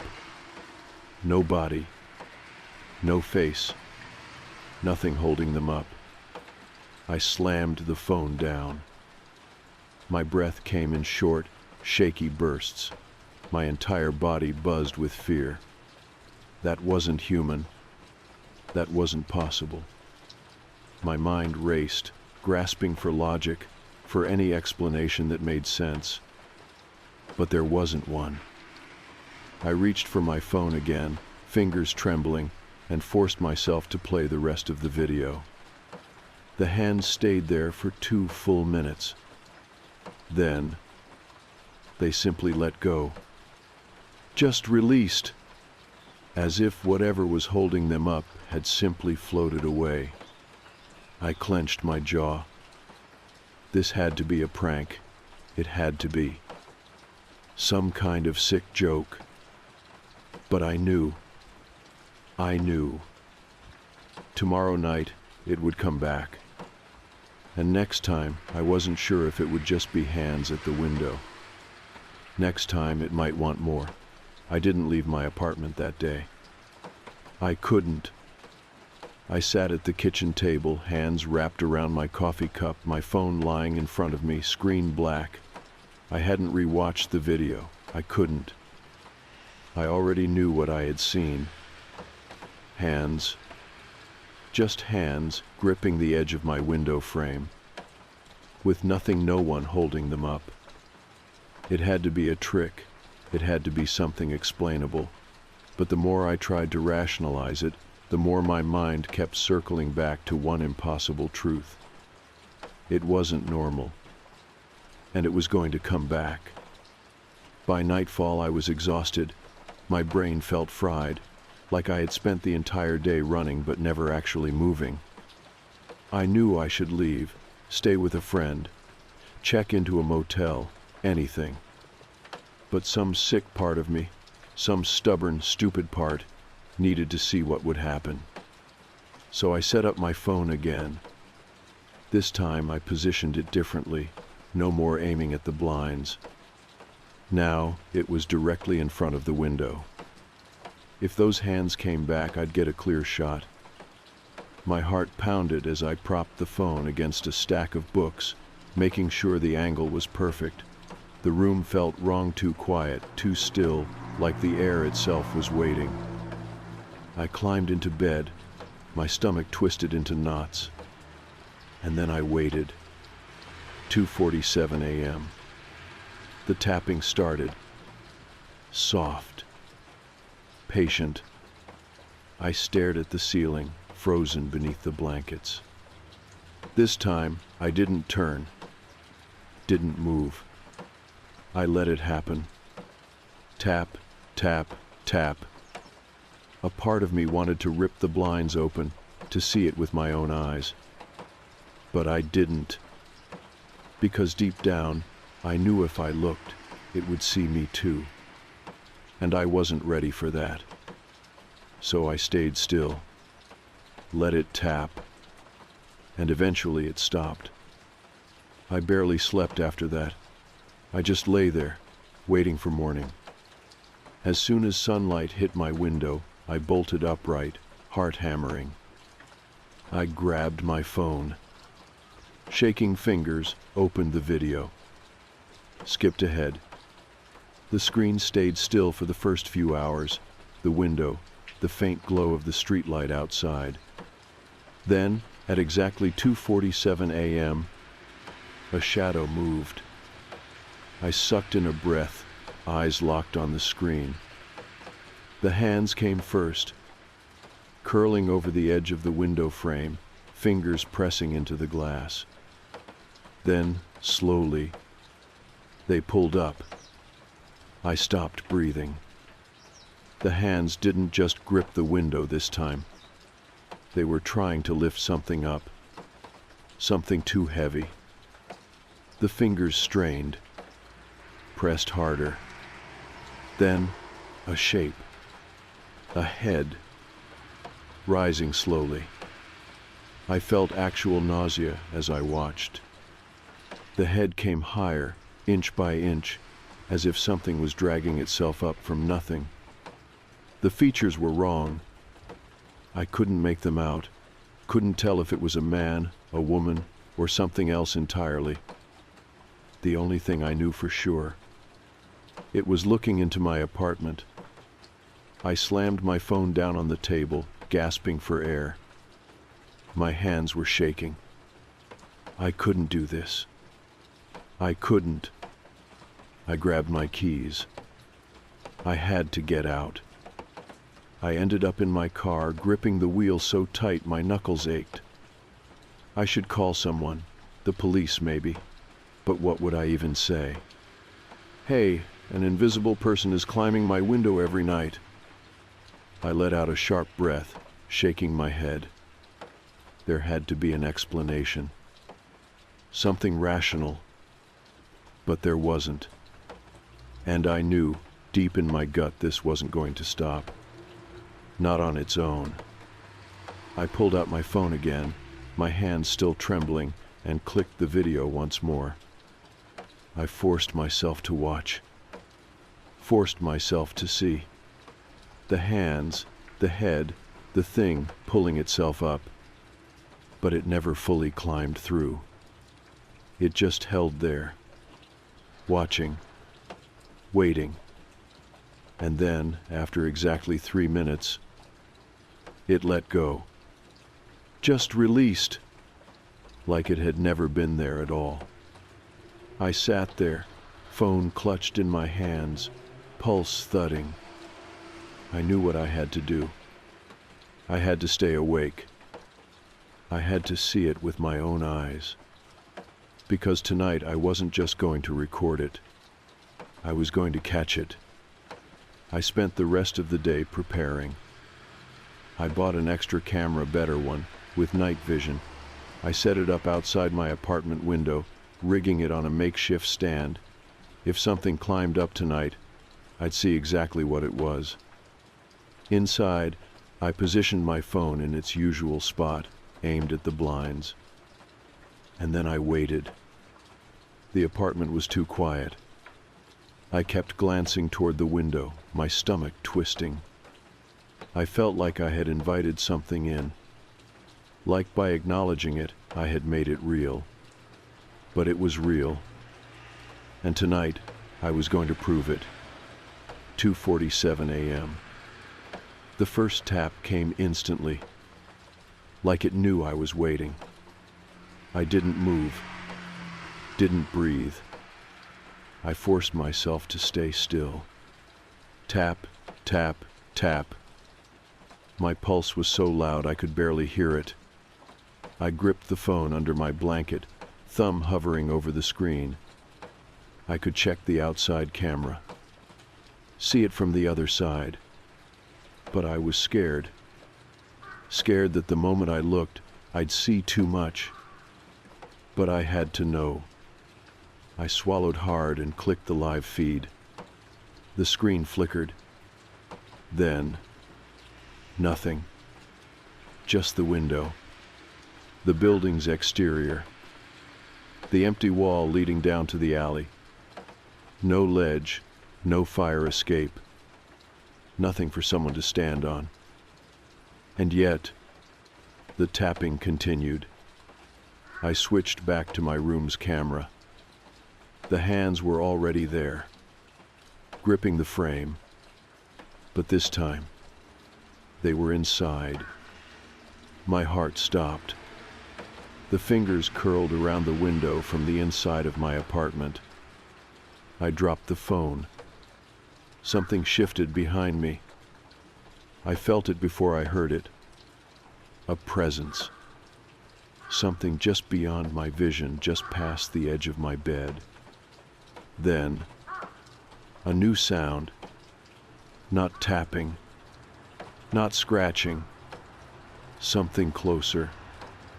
The soft sound of my bedroom door unlocking. The sound of the lock turning sent a bolt of raw panic through me. I didn't move. I couldn't. My body had frozen completely, my breath stuck in my throat, my limbs locked in place beneath the blankets. I wasn't dreaming. I wasn't imagining it. Something was inside my apartment. For a split second, I convinced myself I had misheard. That it was the neighbors, that the old pipes had shifted, that I had left the door unlocked, and it was just settling. Then the handle creaked. Slowly, deliberately, I felt my stomach drop. I wasn't alone. The camera. My phone was still in my hand, the live feed still playing, the screen casting a dim glow across my blanket. I forced my fingers to move, my body trembling as I lifted the phone toward my face. The window was empty now. The hands were gone. But the door was opening.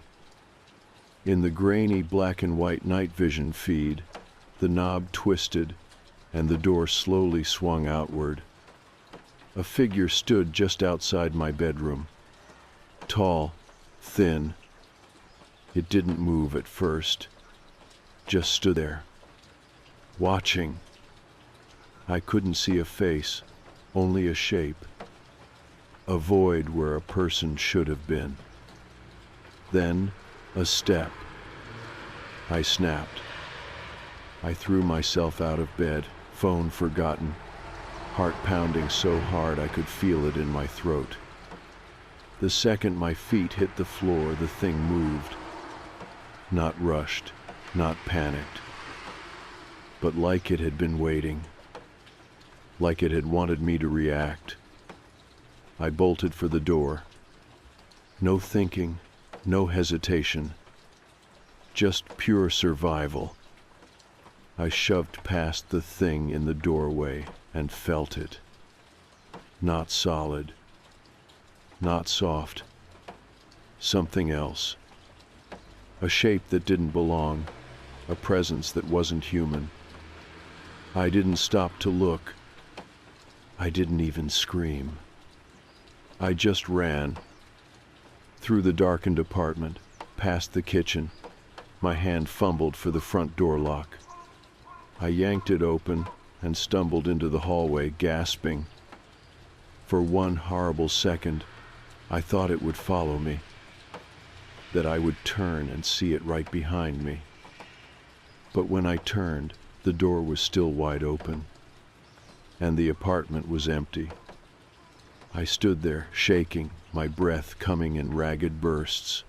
The hallway was silent, too silent, like everything was waiting. Then, slowly, the bedroom door, the one I had run from, swung shut on its own. Click. I ran.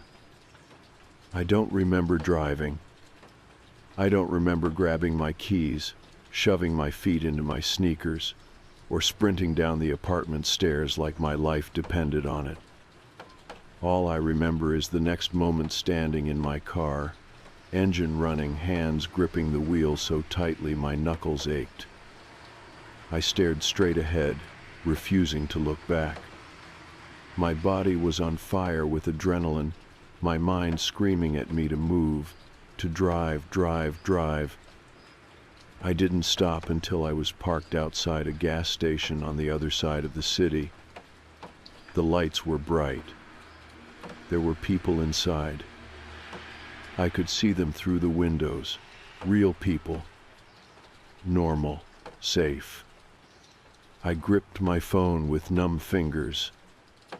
The screen was still on, the video feed still open. I hesitated. Then, slowly, I turned it back toward me. Paused the video. Rewound. My breath hitched as I watched it again. The hands on the window. The fingers curling, pressing into the glass. The door unlocking on its own. And then, the moment I had shoved past it, the thing in my doorway. The moment I ran, it had turned too. But not toward me. It had turned toward the camera. Toward the phone. Toward the thing recording it. And in the split second before the bedroom door had closed, it had reached out. Reached toward the phone. And just before the screen went dark, I saw my own face staring back. Not from the phone. Not from the reflection in the window. From behind the door. From inside my own bedroom. I dropped the phone. I never went back. I called my landlord the next morning, told them I was breaking my lease. I didn't care how much it cost. I didn't care about my stuff. I never went back for it. The only thing I took from that apartment was my phone. And the video. The proof. I wanted to delete it. I should have deleted it. But I couldn't. I moved cities. Got a new job. A new apartment in a high-rise with no windows facing the outside walls. For a while, things were normal again. But then, the messages started. Unknown number. No text, no name. Just a file. An attachment. Every week. Always at 2:47 a.m. The same video. My apartment. My window. The hands. The door opening. And then, in the last second, before the screen goes dark, that face, that version of me, still trapped inside that room, still waiting, and every week the same message. Let me out.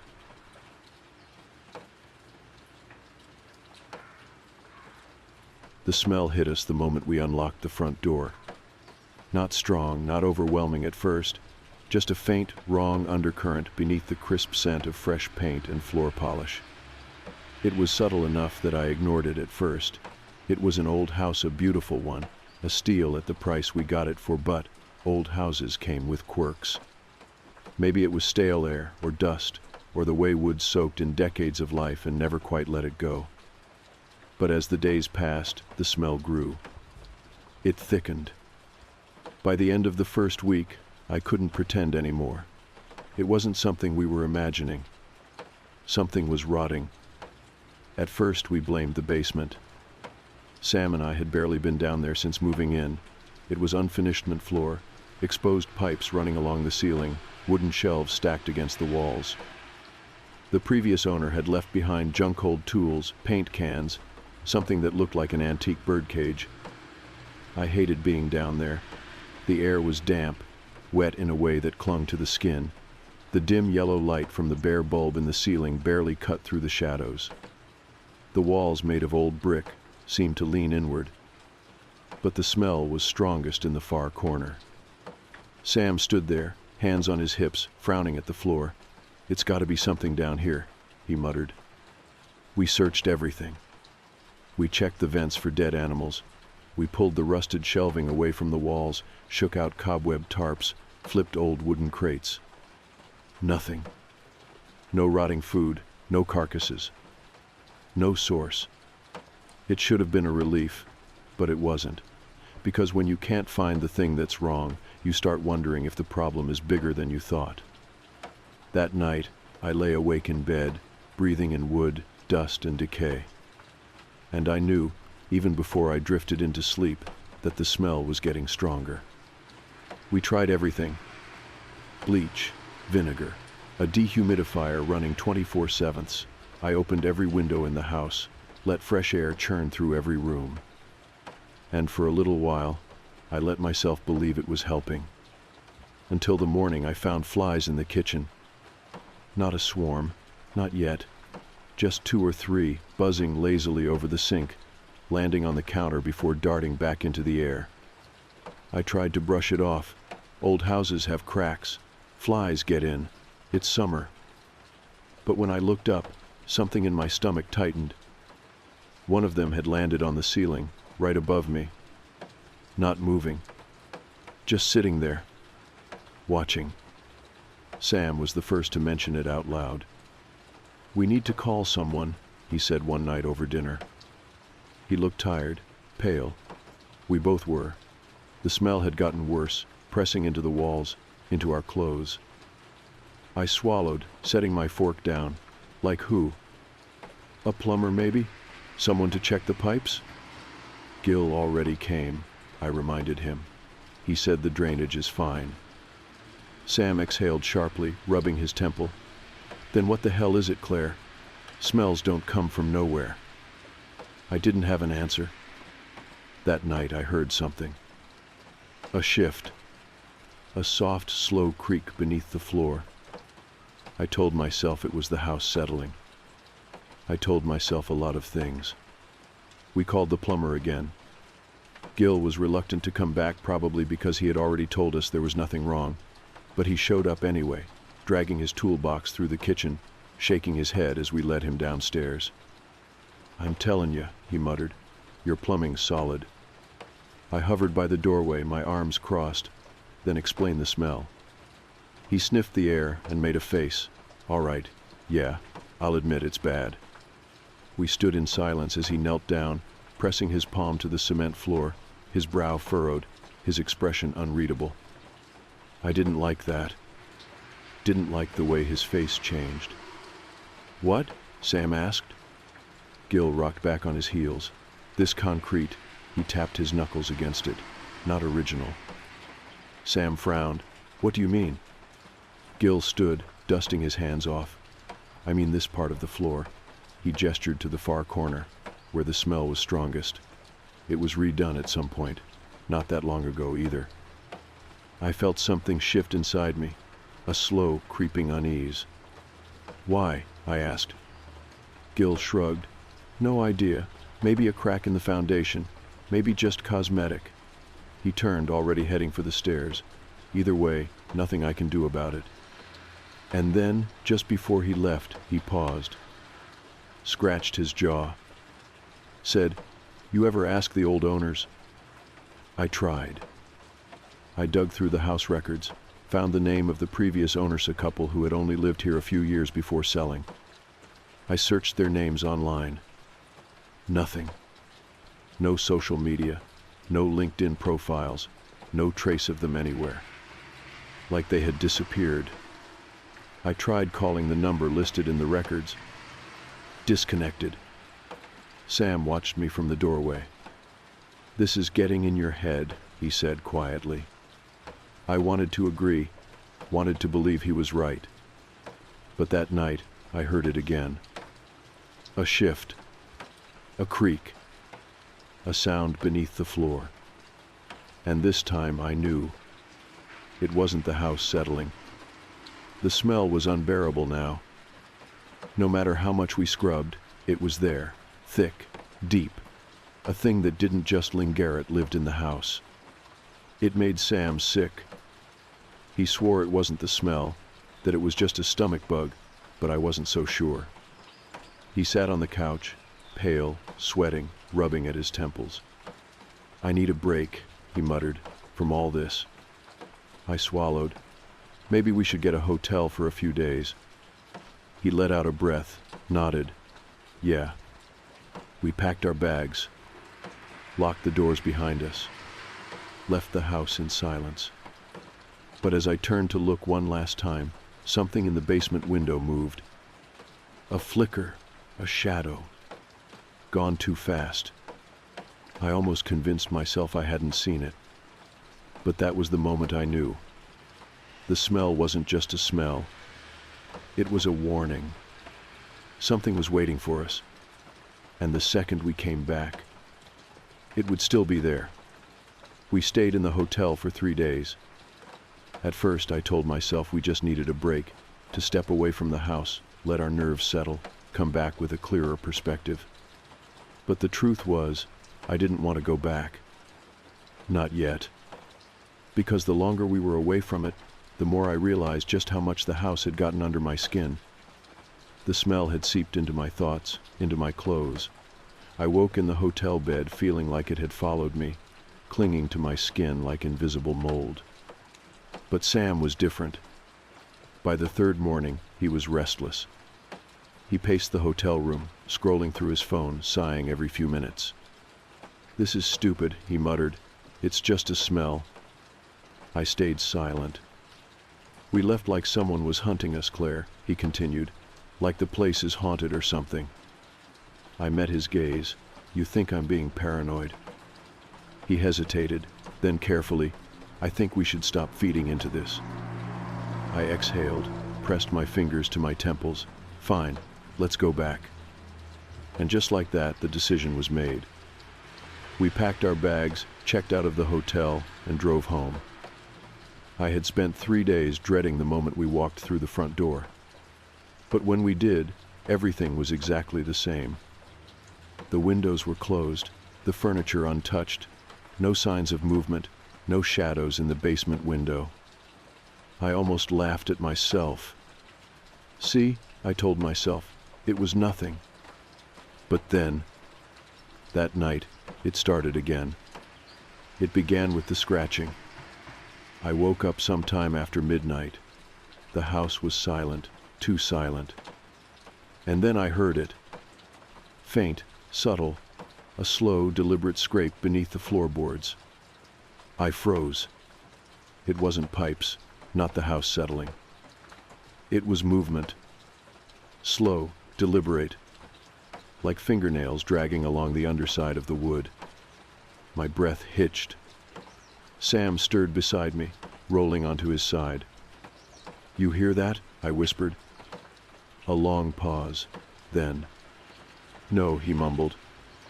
And then, louder than before, "Scratch." Sam shot up. Now he heard it. I gripped his arm. My heartbeat was hammering. The sound was coming from the basement. Sam hesitated only a moment before throwing the blanket off. I grabbed his wrist. "What are you doing?" "I'm going down there," he said, already moving. My stomach tightened. "Are you insane?" "Claire, we've been losing sleep over this for weeks." His voice was tight, frustrated. "I need to see what's down there now." He grabbed the flashlight from the nightstand. I followed him out of bed, my feet cold against the hardwood. We moved through the hallway in silence. Through the living room. Stopped at the basement door. The air was heavy. Stagnant. Sam glanced at me once before turning the handle and pushing the door open. I held my breath. A rush of cold, damp air swept past us. The smell hit hard. Stronger than before, wet, rotten. The flashlight beam cut through the dark as Sam stepped down the stairs. I hesitated at the top, my pulse pounding before following. The floor was cool beneath my feet. The old wooden shelves stood undisturbed against the walls. Sam swept the flashlight in slow arcs, searching. Nothing. The basement was empty.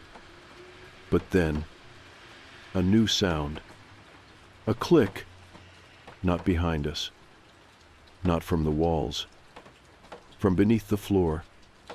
I grabbed Sam's wrist. "We're leaving." But he wasn't listening. His gaze had locked onto something near the corner of the room. The place where the smell was strongest. Where the plumber had said the foundation had been redone. Sam stepped closer, shining the light over the smooth concrete. His expression changed. "Claire." My throat was too tight to respond. He crouched, ran his fingers along a thin, jagged crack in the cement. Then, barely above a whisper, "This isn't solid." I stared. "What do you mean?" I breathed. He knocked twice, sharply. The sound wasn't right. Hollow. Sam's fingers curled into fists. He turned to me. "We need to see what's under here." The next morning, we bought tools. A sledgehammer, a crowbar, a mask for the dust. Sam stood over the cracked foundation, gripping the handle of the hammer, his expression set. And then he swung. The first hit echoed through the basement. The second cracked through the surface. And the third broke through.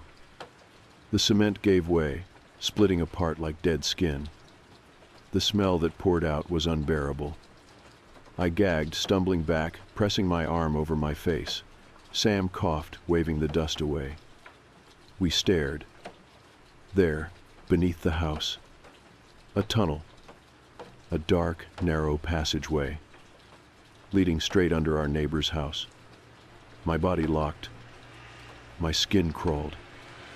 A tunnel, a tunnel. Sam lifted the flashlight, aimed it inside. The beam barely penetrated the dark. The passage stretched forward, vanishing into black. A hidden tunnel beneath our house. A place that should not exist.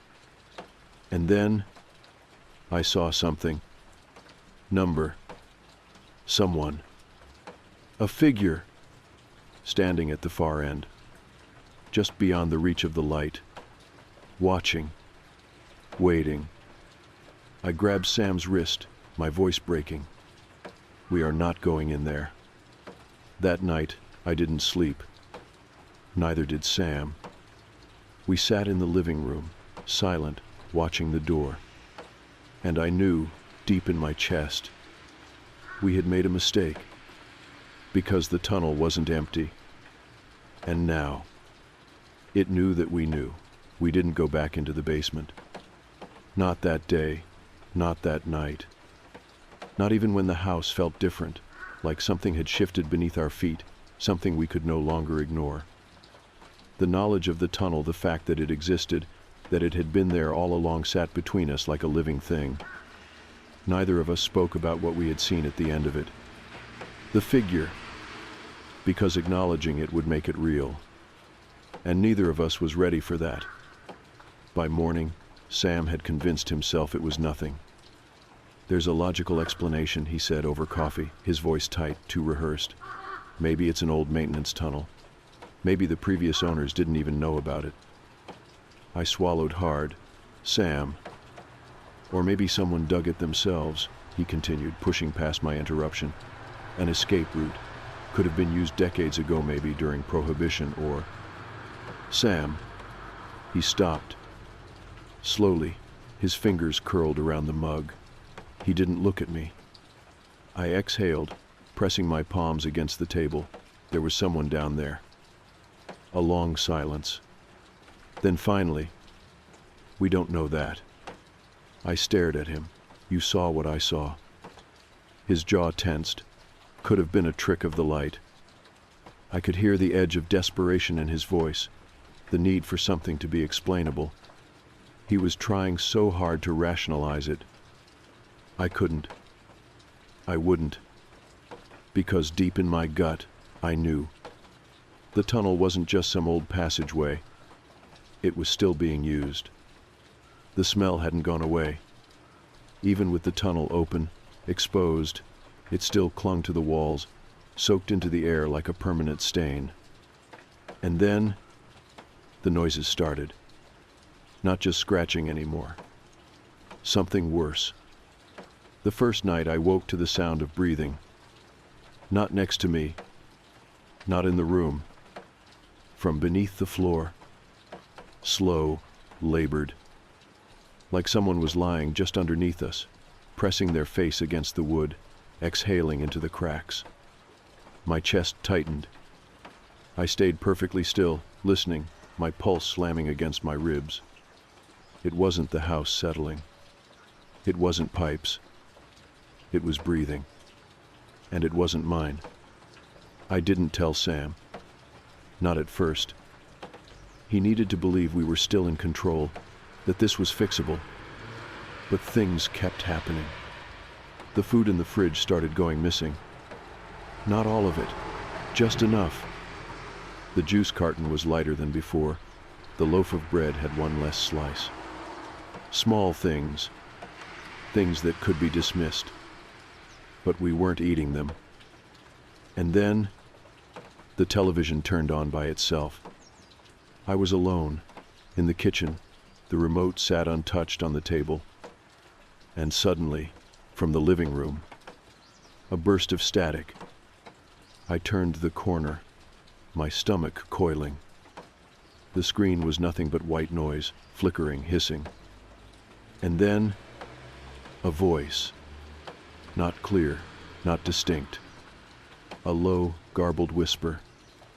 I grabbed the remote and turned it off.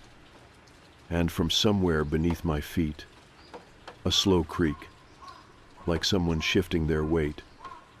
I ran. By the next day, Sam couldn't ignore it anymore. I found him in the hallway, staring at the basement door, his hand on the knob, his shoulders rigid. I think, his voice cracked, he swallowed. I think someone's been in the house. I inhaled sharply. The acknowledgement felt like a fuse being lit. Like once he said it out loud, we couldn't go back. He turned to me. We have to see where that tunnel leads. My stomach dropped. No, I said immediately. Claire. We call the police. He let out a bitter laugh. And tell them what? That we found a weird tunnel and we think someone might be. Yes, I snapped. That is exactly what we tell them.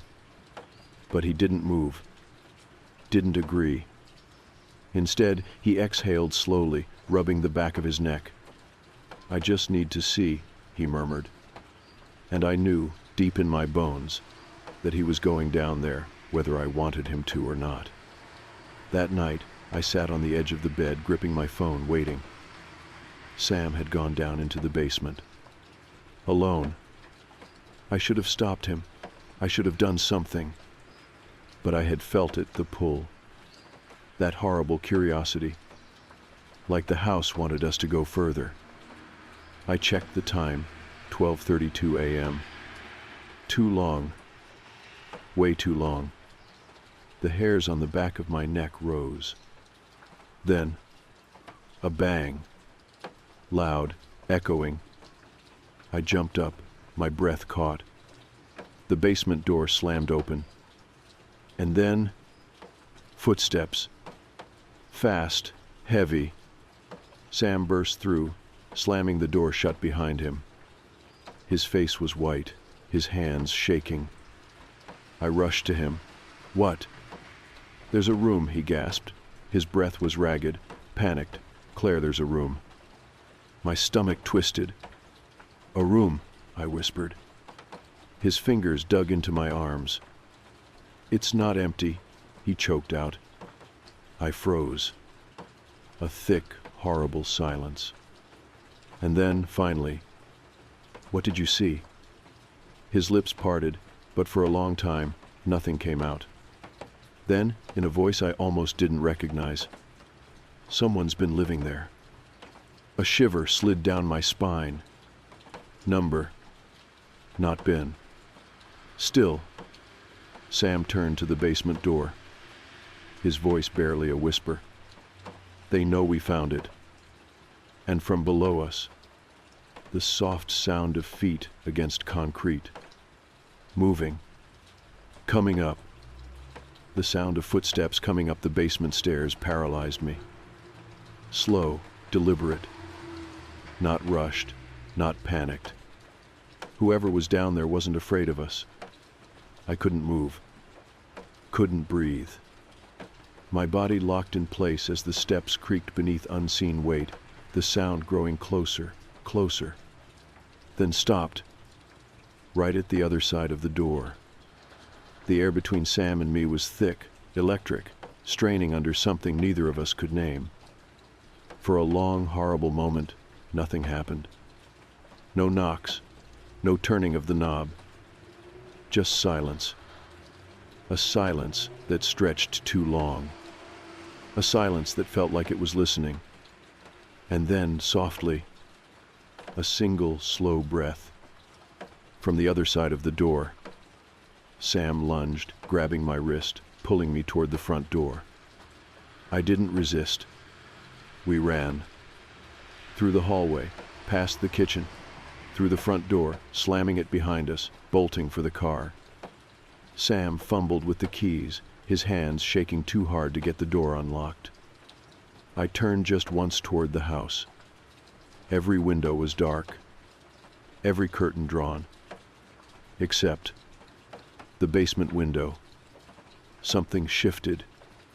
A shadow, low to the ground, unmoving, watching. I grabbed Sam's hand and forced the key into the lock. We threw ourselves inside the car, doors locking automatically as the engine roared to life. Sam's knuckles were white on the wheel. He didn't hesitate, didn't look back. We peeled out of the driveway, tires screeching against pavement. And as we sped down the road, something deep inside me whispered, "It's not over." The police barely took us seriously.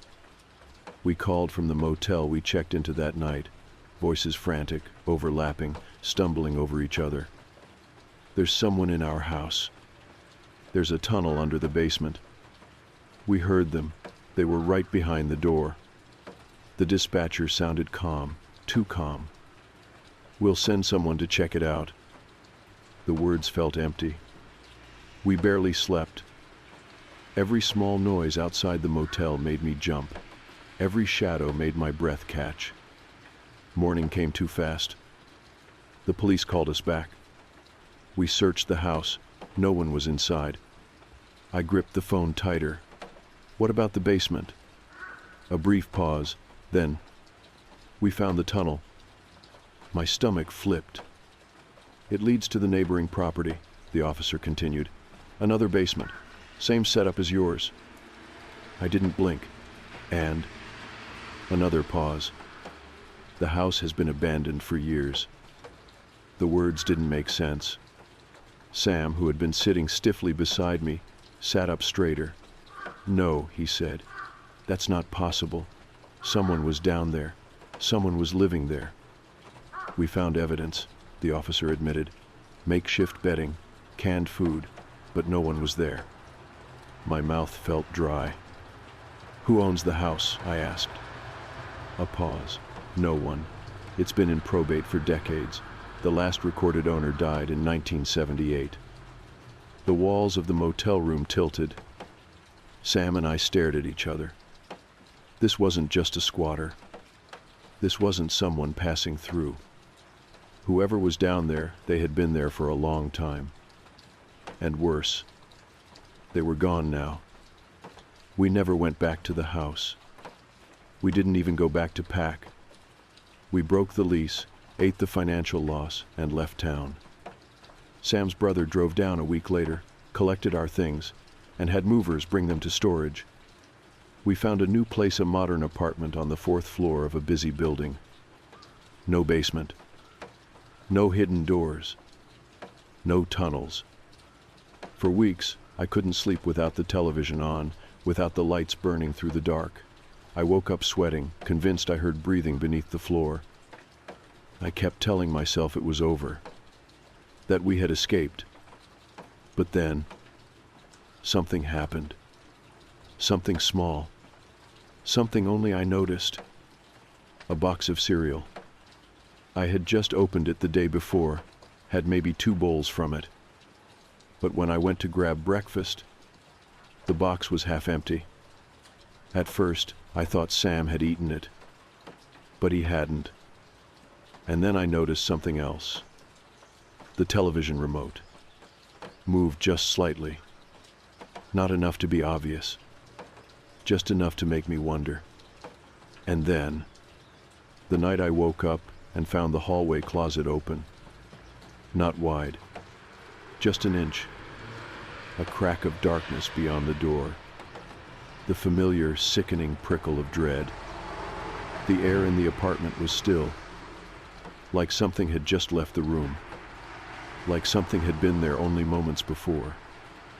I forced myself to move, to walk over, to reach out and shut the door. Sam stirred in bed behind me, rolling over in his sleep. I slid back under the covers, told myself I was imagining things. But deep down I knew. The house was miles away. The tunnel was miles away.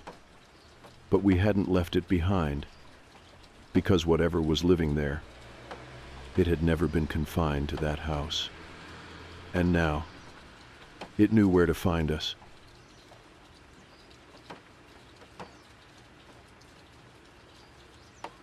I never put much thought into imaginary friends. When I was a kid, I had one myself, a little boy named Timmy, who lived under my bed and only came out at night. I barely remember him now, just vague childhood memories of talking to someone who was never really there. So, when my 5-year-old daughter Lily started talking about her new friend, I didn't think much of it. At first it was cute. She would chat away in her room, whispering excitedly like she was sharing secrets. Sometimes I'd hear her giggle at nothing, or turn suddenly as if someone had tapped her on the shoulder. When I asked her about it, she just smiled and said, "I'm playing with the tall man." That was the first time I felt it, a weird, uneasy sensation. I forced a chuckle. "Oh yeah, who's the tall man?" "He lives in my closet," she said simply, like it was the most normal thing in the world. A shiver crawled up my spine. Kids say weird things all the time, I reminded myself. It was just her imagination. Still, I found myself glancing toward her closet more often than usual, just in case. For the first few weeks, it was just talk, nothing serious. She would tell me how the tall man liked to sit in the corner and listen to her stories. How sometimes he played hide and seek. "How do you play hide and seek with him?" I asked one night as I tucked her in. Lily pulled the covers up to her chin and giggled. "He hides in the walls." I paused. "In the walls?" She nodded. "He's really good at it." My fingers stiffened around the edge of the blanket. I wanted to brush it off, but something about the way she said it didn't sit right with me. That night I kept her closet door open. I don't know why. It wasn't like I was expecting to find anything. But as I lay in bed, staring at the faint sliver of her nightlight glowing under my own door, a nagging thought crept into my head. What if she wasn't making this up? The first time I felt real fear was about a week later. I had just put Lily to bed and was in the kitchen washing dishes when I heard her start crying. Not just a little whimper full-on sobbing. I ran into her room, heart pounding. She was sitting upright in bed, clutching her stuffed rabbit, tears streaming down her cheeks. "What's wrong?" I asked, already pulling her into my arms. Between hiccuping breaths, she whispered, "He's mad at me." I stiffened. "Who?" "The tall man." I swallowed hard. "Why is he mad?" She sniffled. "Because you closed the closet too early." A sharp chill ran through my body. I turned my head slowly toward the closet.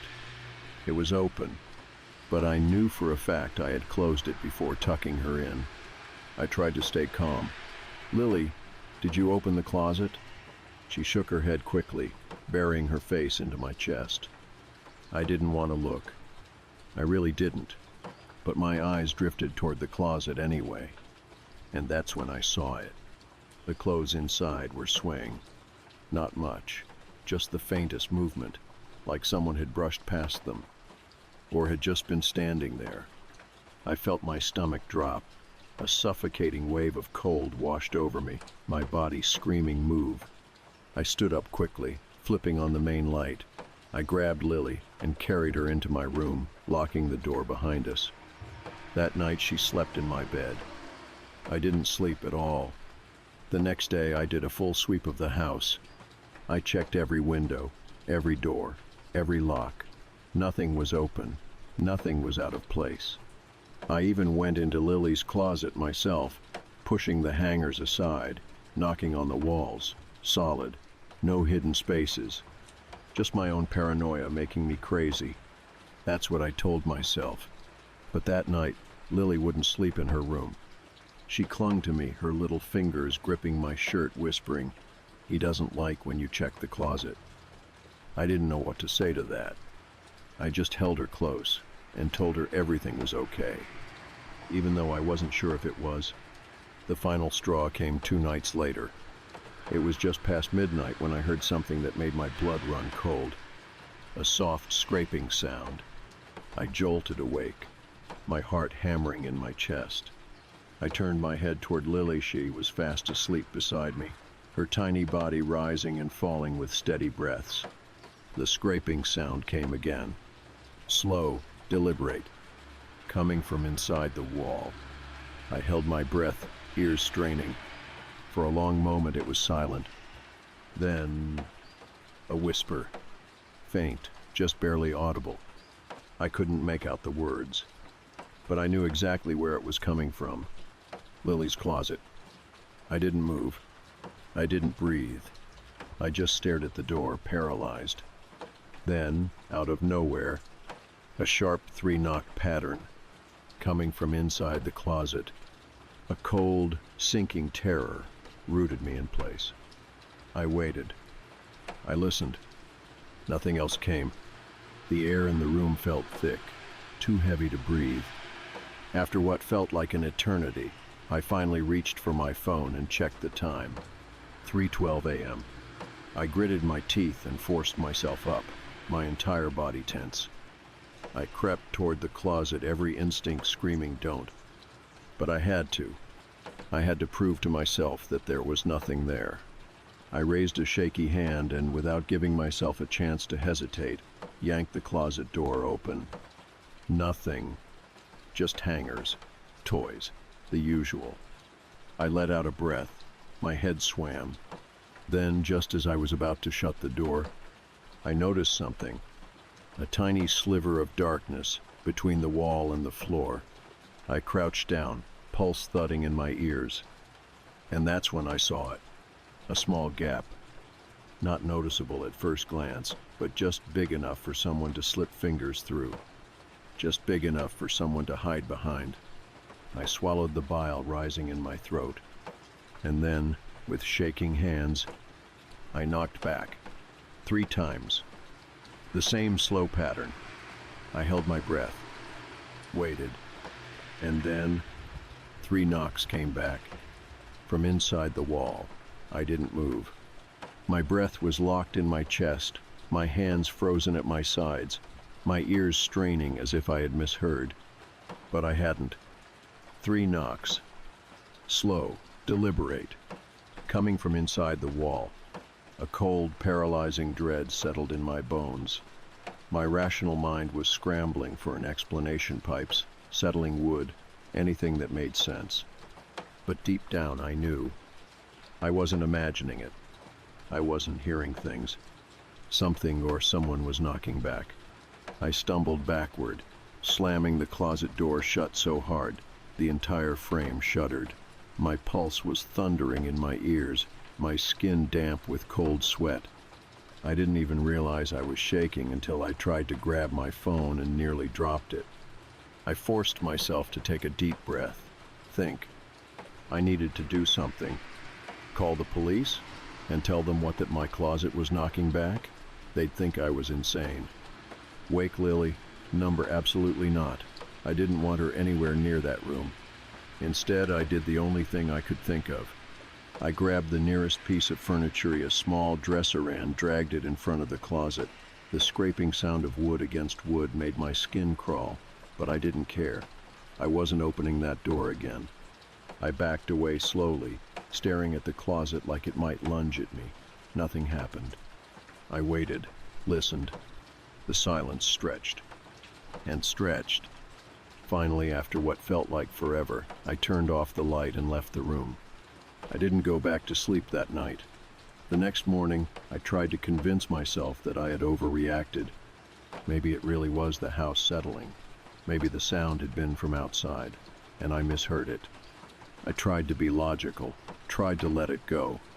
But then, at breakfast, Lily said something that made my stomach drop. "Mommy, why did you lock the tall man in the closet?" My fork clattered against my plate. I turned to her slowly, my throat tightening. "What did you say?" Lily frowned slightly, her little fingers poking at her cereal. "He's mad at you." A cold shiver crawled up my spine. I forced my voice to stay even. "Lily, have you seen him today?" She nodded. "He peeked at me this morning, from the closet." I swallowed hard, but I moved the dresser in front of it. Lily tilted her head. "I know." Silence stretched between us. Then she leaned in, lowering her voice like she was sharing a secret. "He said he can still see you." My stomach turned. I forced out a shaky breath, trying to stay calm. "Lily, honey, how long has the tall man been in your closet?" She shrugged, taking another bite of cereal. "A long time." I hesitated. "And what does he look like?" She thought about it for a moment. Then, very matter-of-factly, she said, "He has no eyes." I nearly knocked over my chair. I was done. This was no longer just a child's imagination.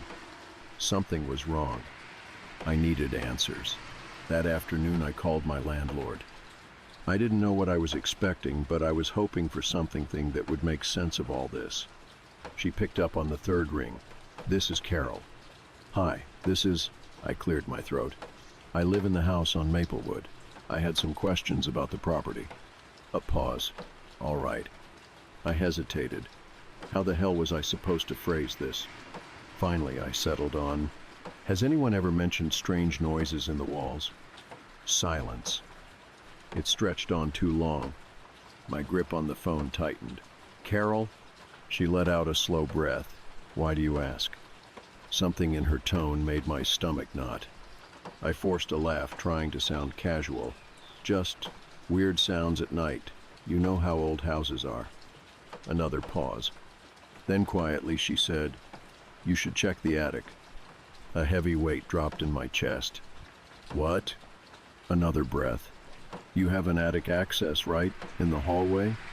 I turned my head slowly, my eyes locking onto the small square panel in the ceiling just outside Lily's room. I had never thought much about it. It was one of those pull-down panels with a flimsy wooden ladder inside. My skin crawled. Carol's voice was tense. "Just check it." I swallowed hard. "Why?" A beat of silence. Then, carefully, she said, "Because the last tenants complained about the same thing." I went cold. My fingers clenched around the phone. What do you mean? Carol sighed. They swore they heard footsteps in the ceiling at night, whispering. They even thought someone was living up there. My mouth went dry. And, she continued, when we finally checked, we found nothing. But the dust was disturbed, like someone had been up there moving around. A thick, suffocating silence stretched between us. My entire body felt numb. Finally, Carol added, almost reluctantly, "You're not the first person to call me about this." I stood under the attic hatch for a long time, staring at it. The air in the hallway felt thick, still, like something was waiting. I knew I shouldn't do it, but I had to. With shaking hands, I grabbed a chair and positioned it directly under the panel. I climbed on top, my pulse thudding painfully in my ears. The pull string was covered in dust. I grabbed it with trembling fingers and yanked. The wooden ladder creaked as it unfolded. A wave of cold air rushed down from the attic. It smelled stale. I grabbed my phone, flipped on the flashlight, and slowly, cautiously, climbed the first few steps. The attic was dark, the kind of darkness that swallowed light whole. I lifted my phone, shining the beam around.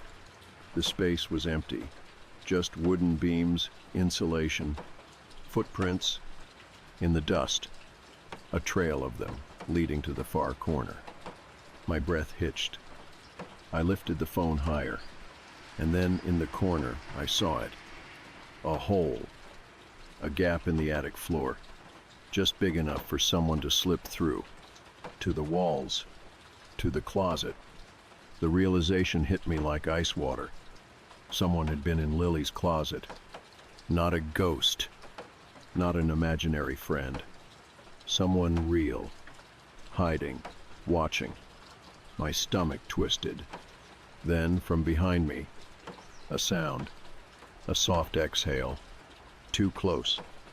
Right behind me, I felt the breath before I heard it. A soft, almost imperceptible exhaler right behind me.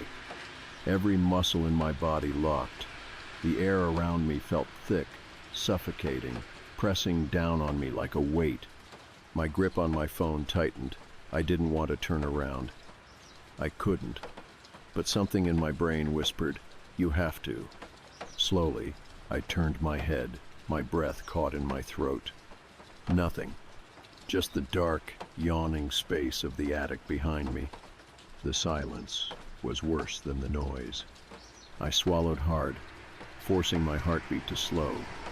Maybe I had imagined it. Maybe the air shifted when I pulled the attic door open. Maybe a sudden creak to my left. I whipped my phone's flashlight toward the sound. The dim glow flickered over wooden beams, insulation, a blanket, stuffed into the farthest corner of the attic. Not folded, not placed neatly, crumpled, used. Next to it, an empty water bottle, a torn granola bar wrapper. My stomach lurched. This wasn't just a hiding place. Someone had been living here. For how long? A week? A month? Since before I moved in? I took a step back, my foot pressing into the creaky wooden plank beneath me. My breath was coming too fast, my hands trembling as I lifted my phone, scanning the attic again. The footprints in the dust, the hole leading into the walls. I felt like I was going to be sick. This wasn't a ghost. This wasn't Lily's imagination. There was someone in my house. I turned, moving fast. I nearly tripped over my own feet as I scrambled down the attic ladder, landing hard on the hallway floor. My ankle twisted slightly, sending a sharp stab of pain up my leg, but I didn't stop. I grabbed the chair and shoved it against the attic door, my hands shaking as I stepped back, staring at it. The house was too quiet. I could hear my own pulse pounding in my ears. Lily. I turned and ran toward her room. She was still asleep, curled up in my bed, her tiny hands clutching her stuffed rabbit. I exhaled sharply, relief crashing over me. I sat beside her, brushing the hair from her face, my fingers still trembling. What the hell was I supposed to do? The police. I had to call the police.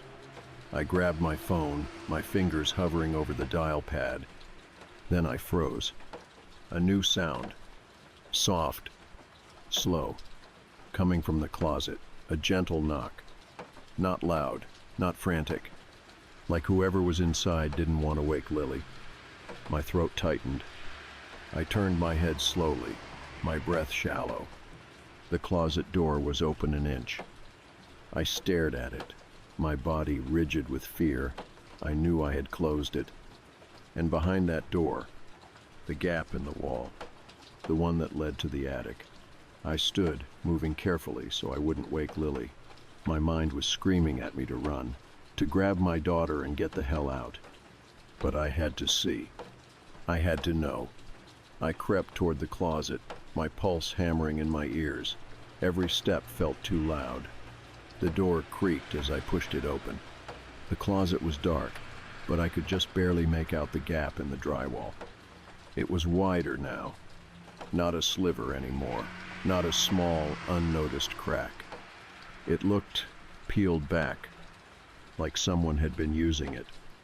Like someone had crawled through it. I reached for the light chain and pulled. The bulb flickered on. My stomach dropped. There were fingerprints on the inside of the drywall, smudges in the dust, trailing up and down. Like someone had been gripping the edges. Like someone had been climbing in and out. My hands started shaking uncontrollably. I took a step back, and then I heard it. A whisper. So soft, so close. Right in my ear. "I see you." I screamed. I don't remember moving. I don't remember grabbing Lily. All I know is that I ran. I tore out of the house, my daughter clutched in my arms, my heart slamming against my ribs. I didn't stop until I was outside, my bare feet hitting the freezing pavement of the driveway. I barely registered the sound of my own voice as I called 911. All I could think about was that voice, that whisper. So close. Too close. The police arrived fast. Faster than I expected. Maybe it was the hysterical way I had screamed into the phone, my words barely coherent. Maybe it was because I was crying in the driveway when they pulled up, my daughter clinging to me, half asleep and confused. 2 officers searched the house while another tried to calm me down. I couldn't stop shaking. I could barely get the words out. "There's someone in there." The officer nodded, speaking in a calm, measured tone. "We'll handle it. Just stay here with your daughter." I clutched Lily tightly as she buried her face into my shoulder. Minutes passed. Then shouting. Loud, urgent. A crash. My heart lurched. The officers had found something. One of them came back out, his face tense. He pulled the other officer aside, speaking in hushed tones. I stepped forward, barely able to breathe. "What?" I demanded. "Did you find him?" The officer turned to me, his expression unreadable. "We found signs that someone's been living in the attic." My body went cold. But he's not there now. I felt like the ground was shifting beneath me. Where? Where is he? The officer hesitated. Then carefully he said, "We don't know." They searched for hours. The attic, the walls, the crawl space beneath the house. But he was gone. Whoever he was, he had escaped. The police found a sleeping bag, stolen food, a small notebook filled with numbers and scribbled notes. They wouldn't tell me what was in it, but I saw their faces when they read it. I knew it wasn't good. I packed up that night.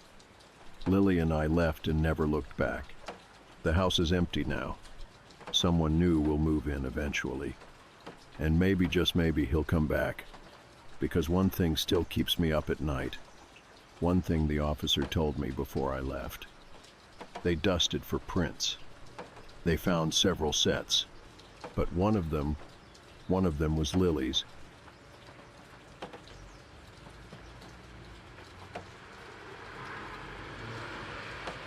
Solo backpacking had always been my thing.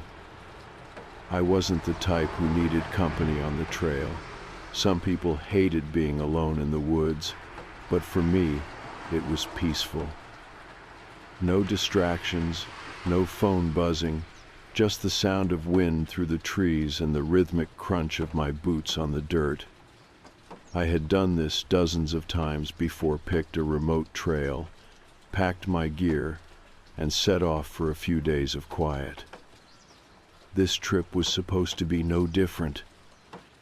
I had chosen a trail in the backcountry, deep enough into the forest, that I wouldn't see another person for days. The first day had been perfect, the second just as smooth. But on the third day, I found the tent, and that changed everything. I had been hiking since morning, following a narrow, overgrown path that barely qualified as a trail. The deeper I went, the quieter the forest became. The air felt still, not in a peaceful way, but in a way that made my skin prickle. By late afternoon, I decided to start looking for a spot to set up camp. I was about to head toward a clearing when something caught my eye through the trees. A flash of color. I stopped. There, just barely visible between the thick trunks, was a small blue tent. It was tucked away, almost hidden, like someone had intentionally set it up where it wouldn't be easily seen. I hesitated. I hadn't seen a single person in 3 days, not one other hiker, not even old fire pits or signs of recent camping. So why was there a tent out here? I stepped closer.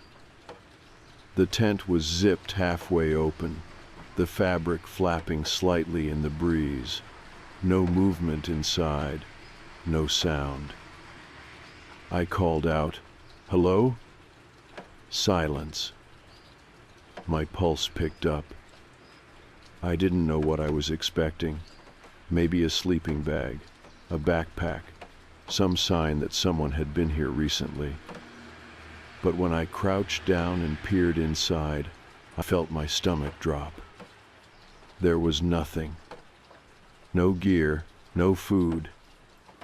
Just an empty tent, like whoever had been staying there had packed up and left except for one thing. A map. It was spread out across the floor of the tent, edges curling slightly from the damp air. I reached in and picked it up. It was a basic topographic map of the area, covered in faint pencil markings. I scanned it quickly, my eyes following the lines of the trails, the ridges, the rivers. Then I saw it. A red circle, marking my campsite. I stared.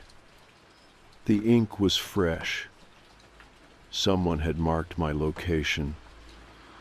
My brain scrambled for an explanation. Maybe it was my map. Maybe I had dropped it, and some other hiker had found it and left it here. But I knew that wasn't true. I turned the map over. On the back, in small, uneven handwriting, were 2 words. Still here. A chill ran through me. I dropped the map and backed away from the tent, scanning the trees around me. Nothing moved. No wind, no rustling leaves. But suddenly, I felt exposed, like someone was watching me. I had been alone this whole trip, hadn't I? I turned, my heart hammering, and walked fast in the opposite direction. Not running, not yet, but no longer taking my time either. I needed to get away from there. And for the first time on any of my trips, I felt like I wasn't alone. I hiked faster than I ever had before. My pack was heavy, my legs sore, but I didn't care. I just wanted distance between me and that tent.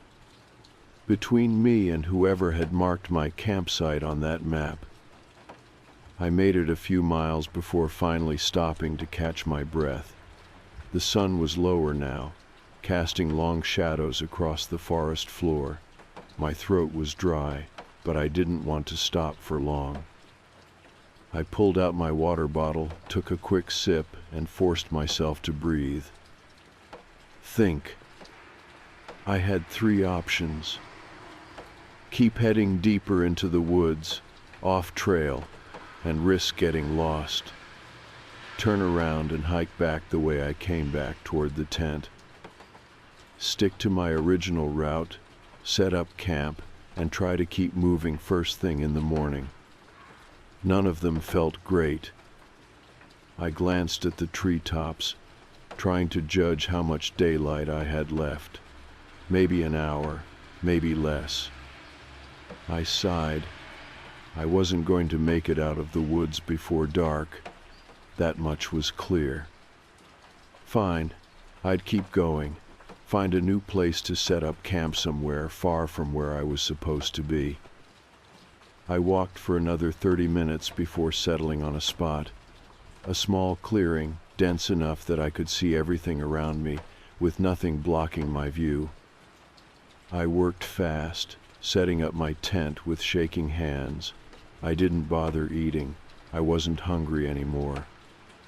As the last of the light faded, I climbed inside and zipped it shut. I sat there in the dark, listening. Silence. That wasn't comforting. I had spent enough time in the woods to know how they should sound. Crickets, the distant hoot of an owl, maybe the rustle of a small animal moving through the brush. Not this. Not this heavy, suffocating quiet. I turned on my flashlight and pointed it at the tent ceiling. My brain kept trying to find logical explanations. Maybe someone had camped out here before me and left the tent behind. Maybe the map wasn't about me, maybe it was just a weird coincidence. Maybe. But I couldn't shake the feeling that I had been watched, that I was still being watched. I reached for my pack and pulled out my knife. It wasn't much, just a simple folding blade, but having it in my hand made me feel a little better. I turned off the flashlight and forced myself to lie down. I just needed a few hours of sleep, just enough to make it to sunrise. I woke up suddenly. Something had snapped outside my tent. A twig breaking. I froze. For a long moment, I didn't move. I barely even breathed. Then, another sound. A slow, deliberate footstep. Right outside. The hair on the back of my neck stood up. I strained my ears, listening, trying to tell myself it was an animal, a deer, a raccoon, something normal. But then I heard it. Breathing. Close. Not deep, not ragged, just slow, steady human breathing. Someone was standing right outside my tent.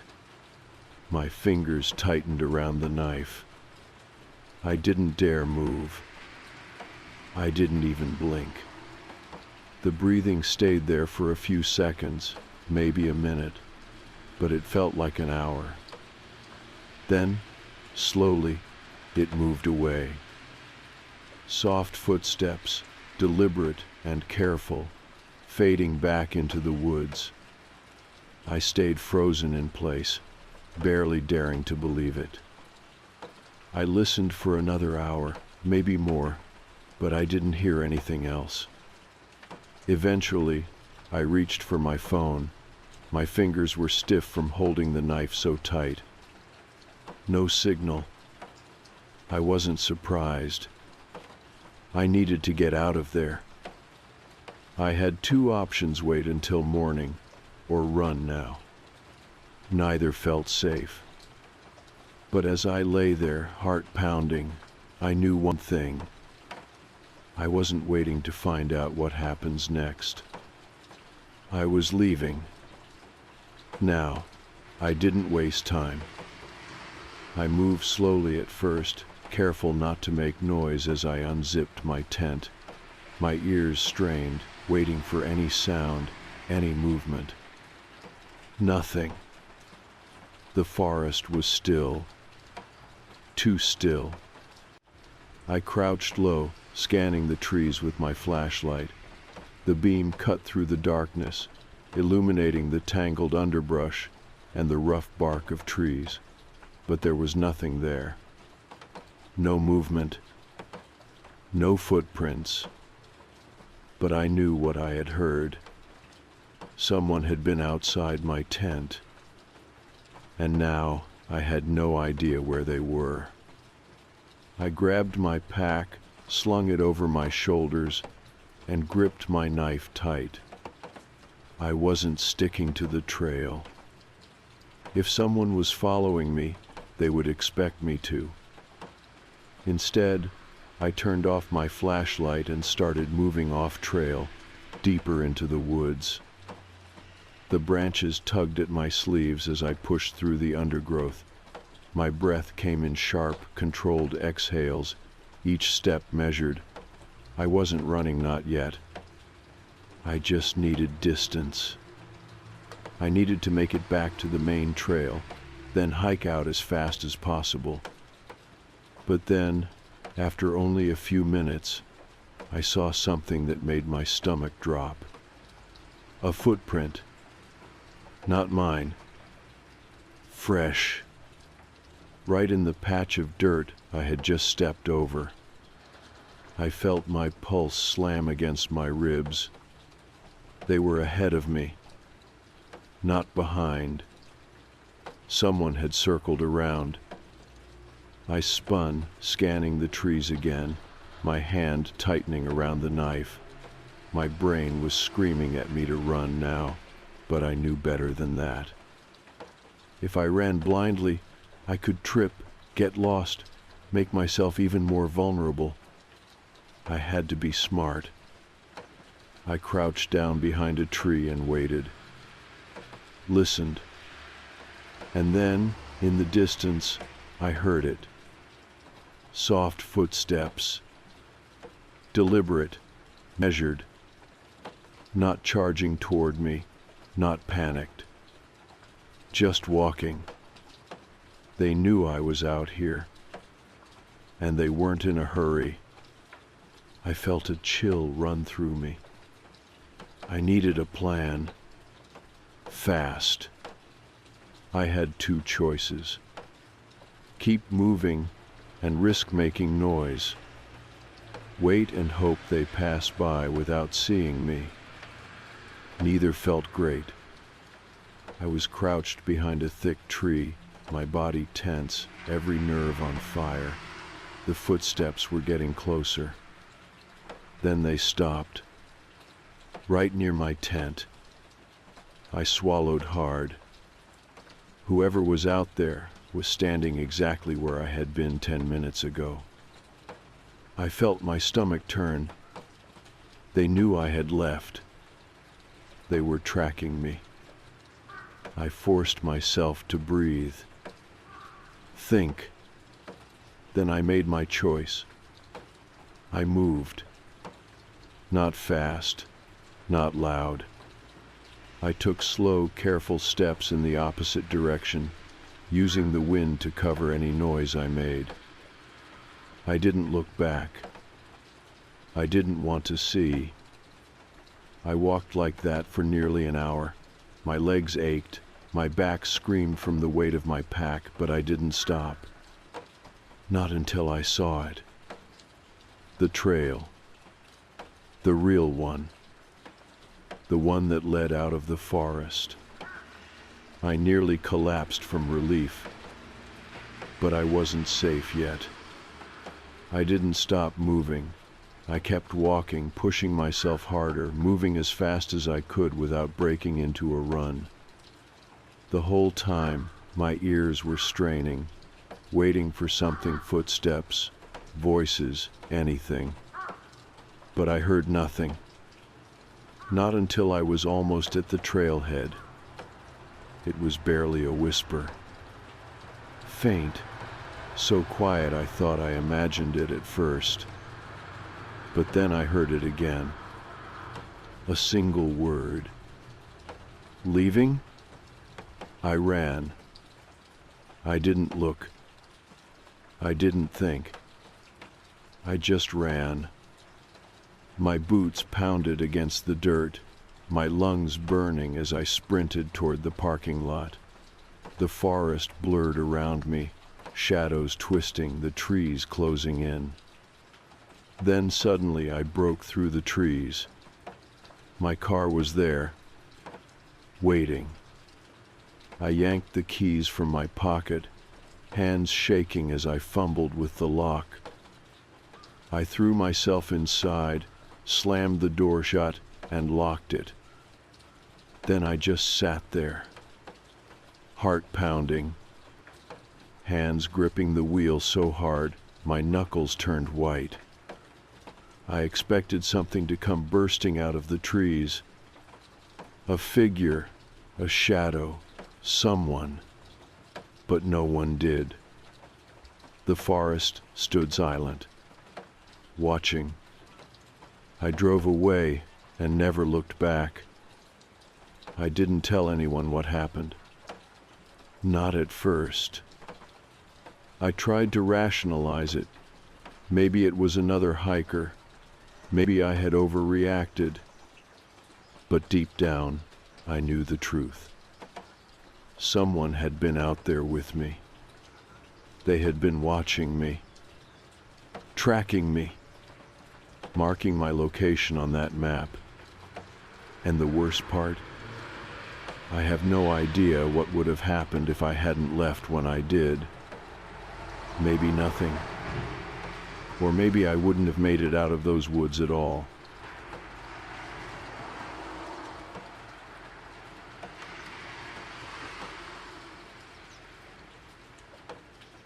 The first night I was home alone, nothing happened. I was 16 and my parents had gone on a weekend trip, leaving me alone in the house for the first time. I was excited. Netflix, junk food, no rules. Just me and our golden retriever, Max. We live in a pretty normal suburban neighborhood. Safe, boring even. The kind of place where neighbors wave when they walk by and old couples sit on porches. But our house had a basement, and that basement always made me uneasy.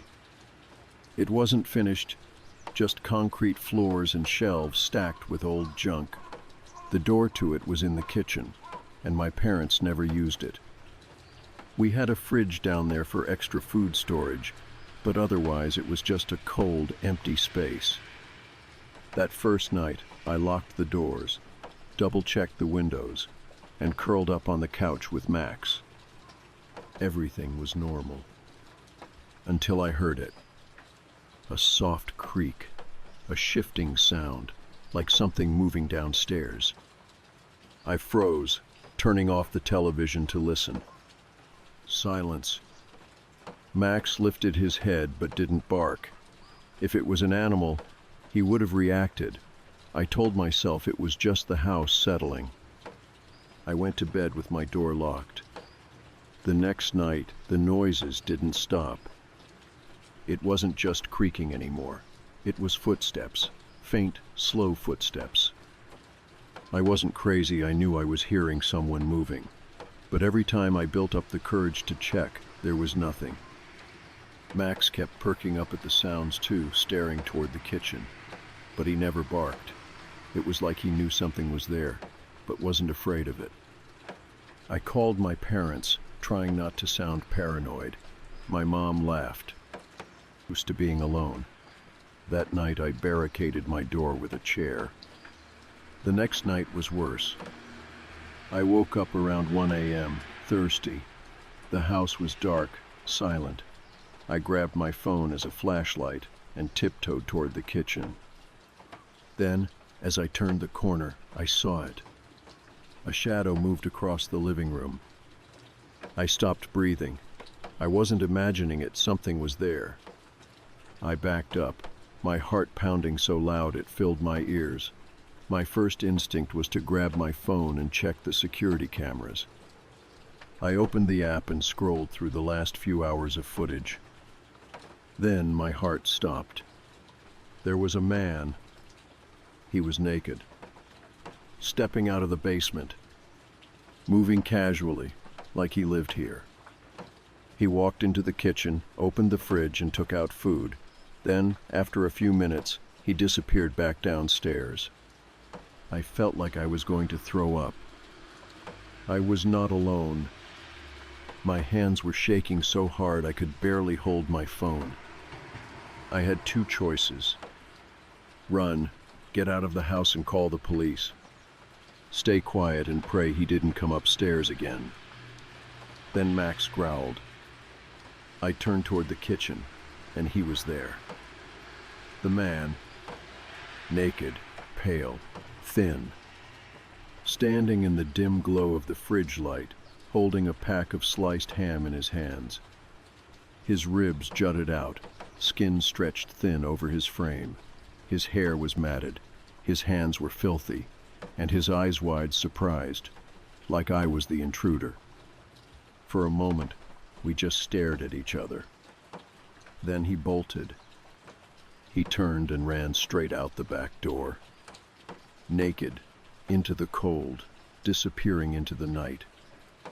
I stood there, frozen, my whole body numb with shock. I called the police.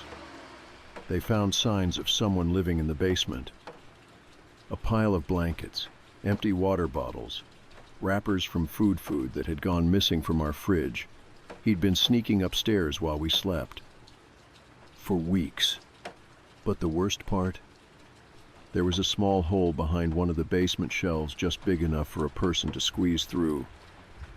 Behind it, a hidden crawl space. The man had been living inside our walls. I'm 21 now. This happened 5 years ago, but it still haunts me. I triple lock my doors. I don't sleep without checking my apartment twice. I wake up in the middle of the night, convinced someone is in the house. Because that's the scariest part. Not that he was there, but that he had been there for weeks, moving around while we were home, eating our food, watching, and we never noticed. This isn't a ghost story, it's real. Things like this happen, and I can't help but wonder, what if I had never woken up? What if I had never seen him? Would he still be down there right now, waiting?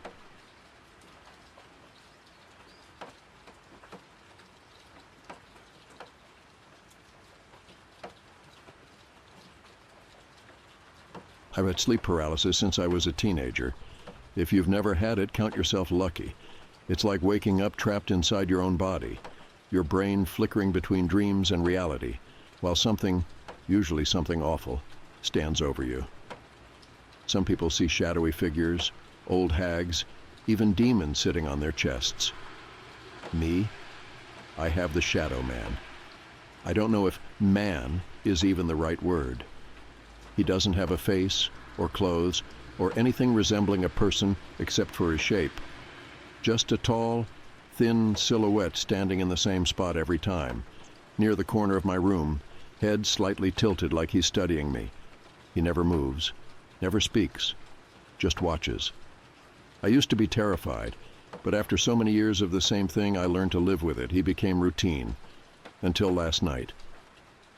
I woke up to that familiar, suffocating stillness. My chest felt heavy, my limbs useless. The dim glow of my alarm clock bathed my room in weak red light. 3:12 a.m. I already knew what I'd see before my eyes even adjusted. Him. Same place, same posture, but something was off. He wasn't looking at me. For the first time in my life, the shadow figure wasn't watching me sleep. His head was turned, body rigid, facing the doorway. I couldn't move, couldn't even breathe, too loud. But my mind was screaming. Why wasn't he looking at me? What was in the doorway? At first, I couldn't see anything. The darkness beyond my bedroom stretched into the hallway, black and depthless. But as my vision adjusted, I noticed something subtle, just barely visible against the faint hallway light. The shadows there weren't right. It was like the darkness itself was shifting, moving, not like a person standing in the dark, more like the shadows were alive, pulsing. And my shadow man, my sleep paralysis demon, was afraid of it. I've never seen him move before, but last night, I swear I saw his posture change. He tensed, his head tilted further, and his entire body seemed smaller, almost like he was shrinking away from whatever was in the hall. I don't know how long I laid there, unable to move, forced to watch as this silent battle played out between two unseen forces. I wanted to wake up. I wanted to scream. But my body was locked, helpless, while the unnatural thing at my doorway loomed closer. Then, just as suddenly as it started, it was over. The shadow at the doorway receded, melting back into the darkness beyond my room. My shadow man remained frozen for a few more seconds. Then, in a blink, he was gone too. When I could finally move again, I bolted upright, gasping for air. My body ached like I'd been holding my breath the entire time. I flicked on my bedside lamp, heart slamming against my ribs. The room was empty. The hallway was still. But something about the air felt wrong. You know how a room feels when someone was just there? That faint warmth, the subtle shift in energy. That's how it felt. Except I knew that neither of them were people. I barely slept after that. Every sound, every creak of my old apartment sent me into a panic. It's been nearly 24 hours now, and I still can't shake the feeling that something changed last night. My sleep paralysis demon has always been the scariest thing in my world, but if even he's afraid of something, what the hell does that mean for me? I didn't go back to sleep that night. I couldn't. Every time I shut my eyes, I pictured the way my sleep paralysis demon had looked, rigid, staring at the doorway like something worse had entered my space. The way the shadows in the hall had shifted, not like a person, but something bigger, something wrong. I left every light on until morning. Even then, I hesitated to step into the hallway. It was ridiculous, I knew that. My rational brain told me it was just a sleep paralysis episode gone wrong, maybe a trick of the light, but my gut was screaming at me to get the hell out. Still, life goes on. I had work, responsibilities. I couldn't just sit in my apartment, terrified of my own doorway. So I showered, got dressed, and did my best to ignore the unease coiling in my stomach. I live alone in a small one-bedroom apartment. It's nothing fancy, just a third-floor unit in an older building.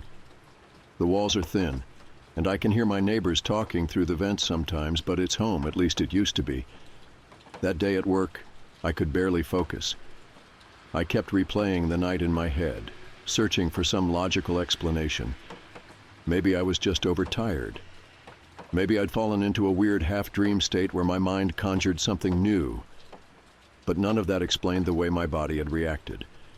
Like every instinct I had was screaming that something had changed. I tried telling myself it was nothing, that I'd get home, go to sleep, and things would go back to normal. But as soon as I stepped into my apartment that evening, I knew that wasn't going to happen. Something was off. At first I couldn't put my finger on it. The air smelled the same, the lights were still on from that morning. Nothing looked out of place. But the second I shut the door behind me, I felt it.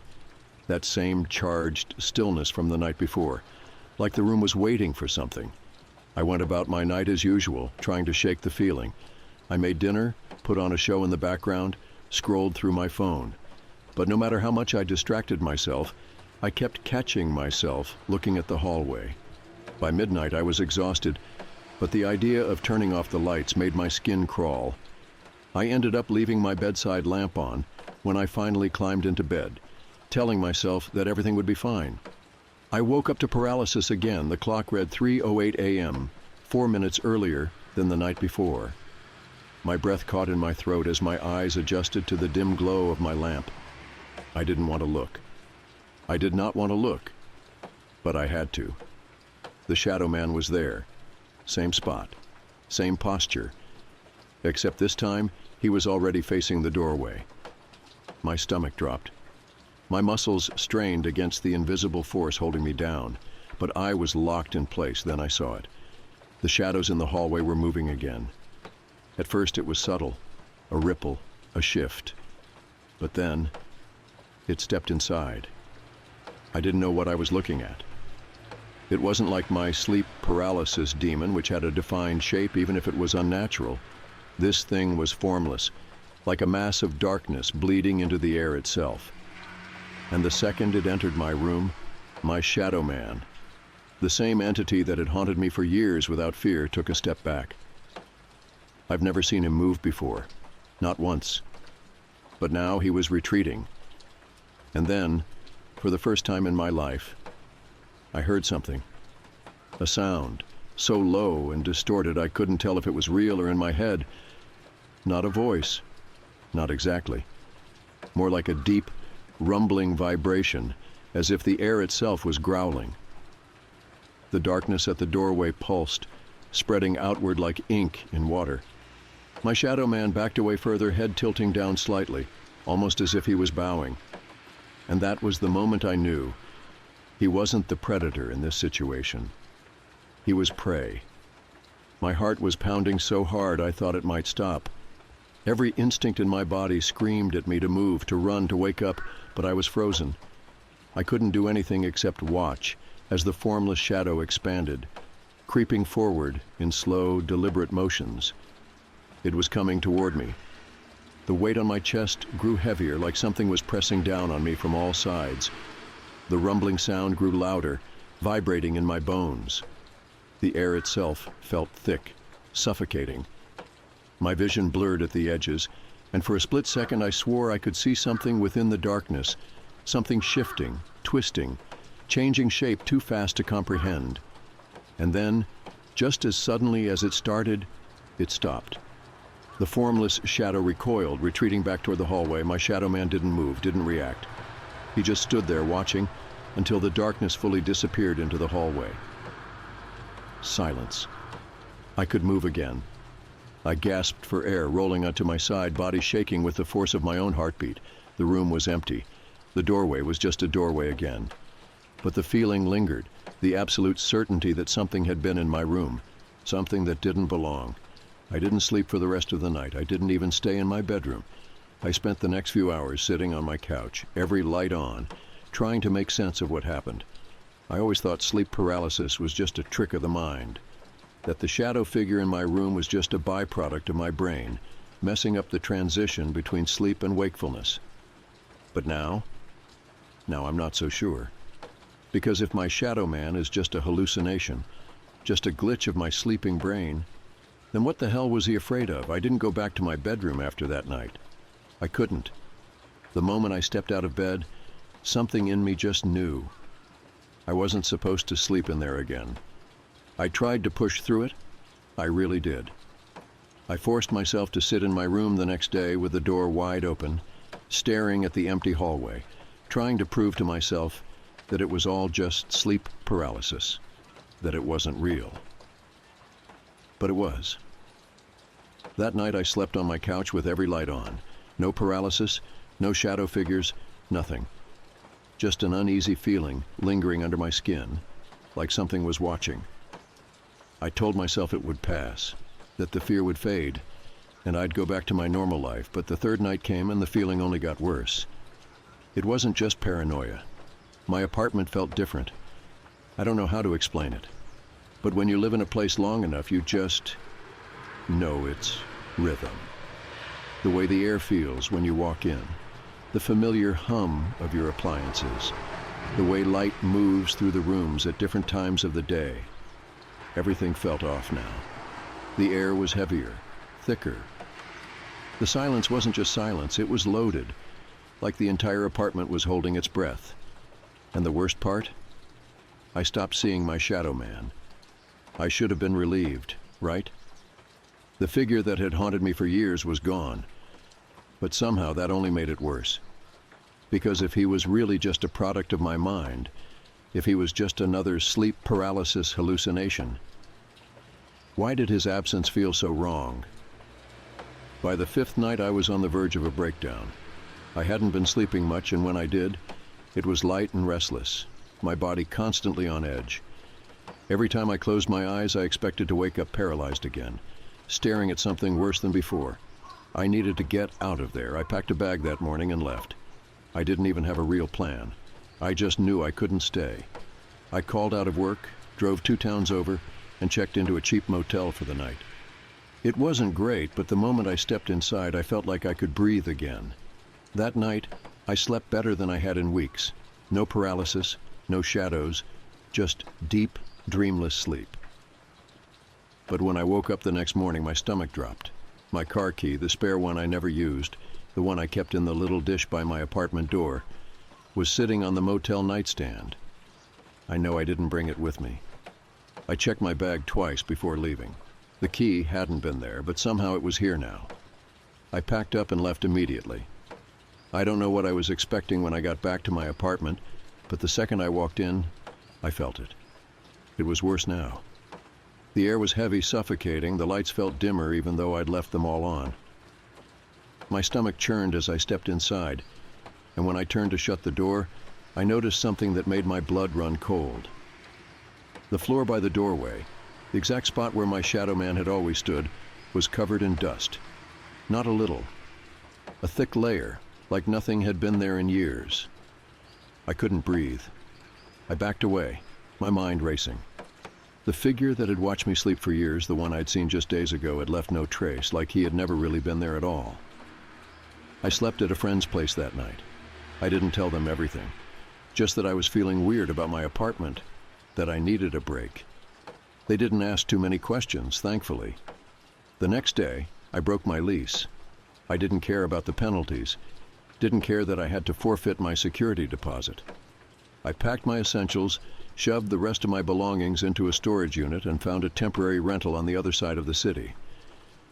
I didn't step foot in that apartment again. I still don't know what happened to me in those last few nights there. Maybe I was losing my mind. Maybe the stress and exhaustion from years of sleep paralysis had finally gotten to me. Maybe my brain had created something so terrifying, so fundamentally wrong, that it made the demon I had lived with for years run away. Or maybe it wasn't just in my head. I think about that last night a lot. The moment when my shadow man stepped back, the way he almost bowed, like he recognized whatever was at the door, like he knew he was powerless against it, and if something that had haunted me for years was afraid of what came next. I don't think I want to know what would have happened if I had stayed. To this day, I have no idea what happened that night, but I hope I'll be okay.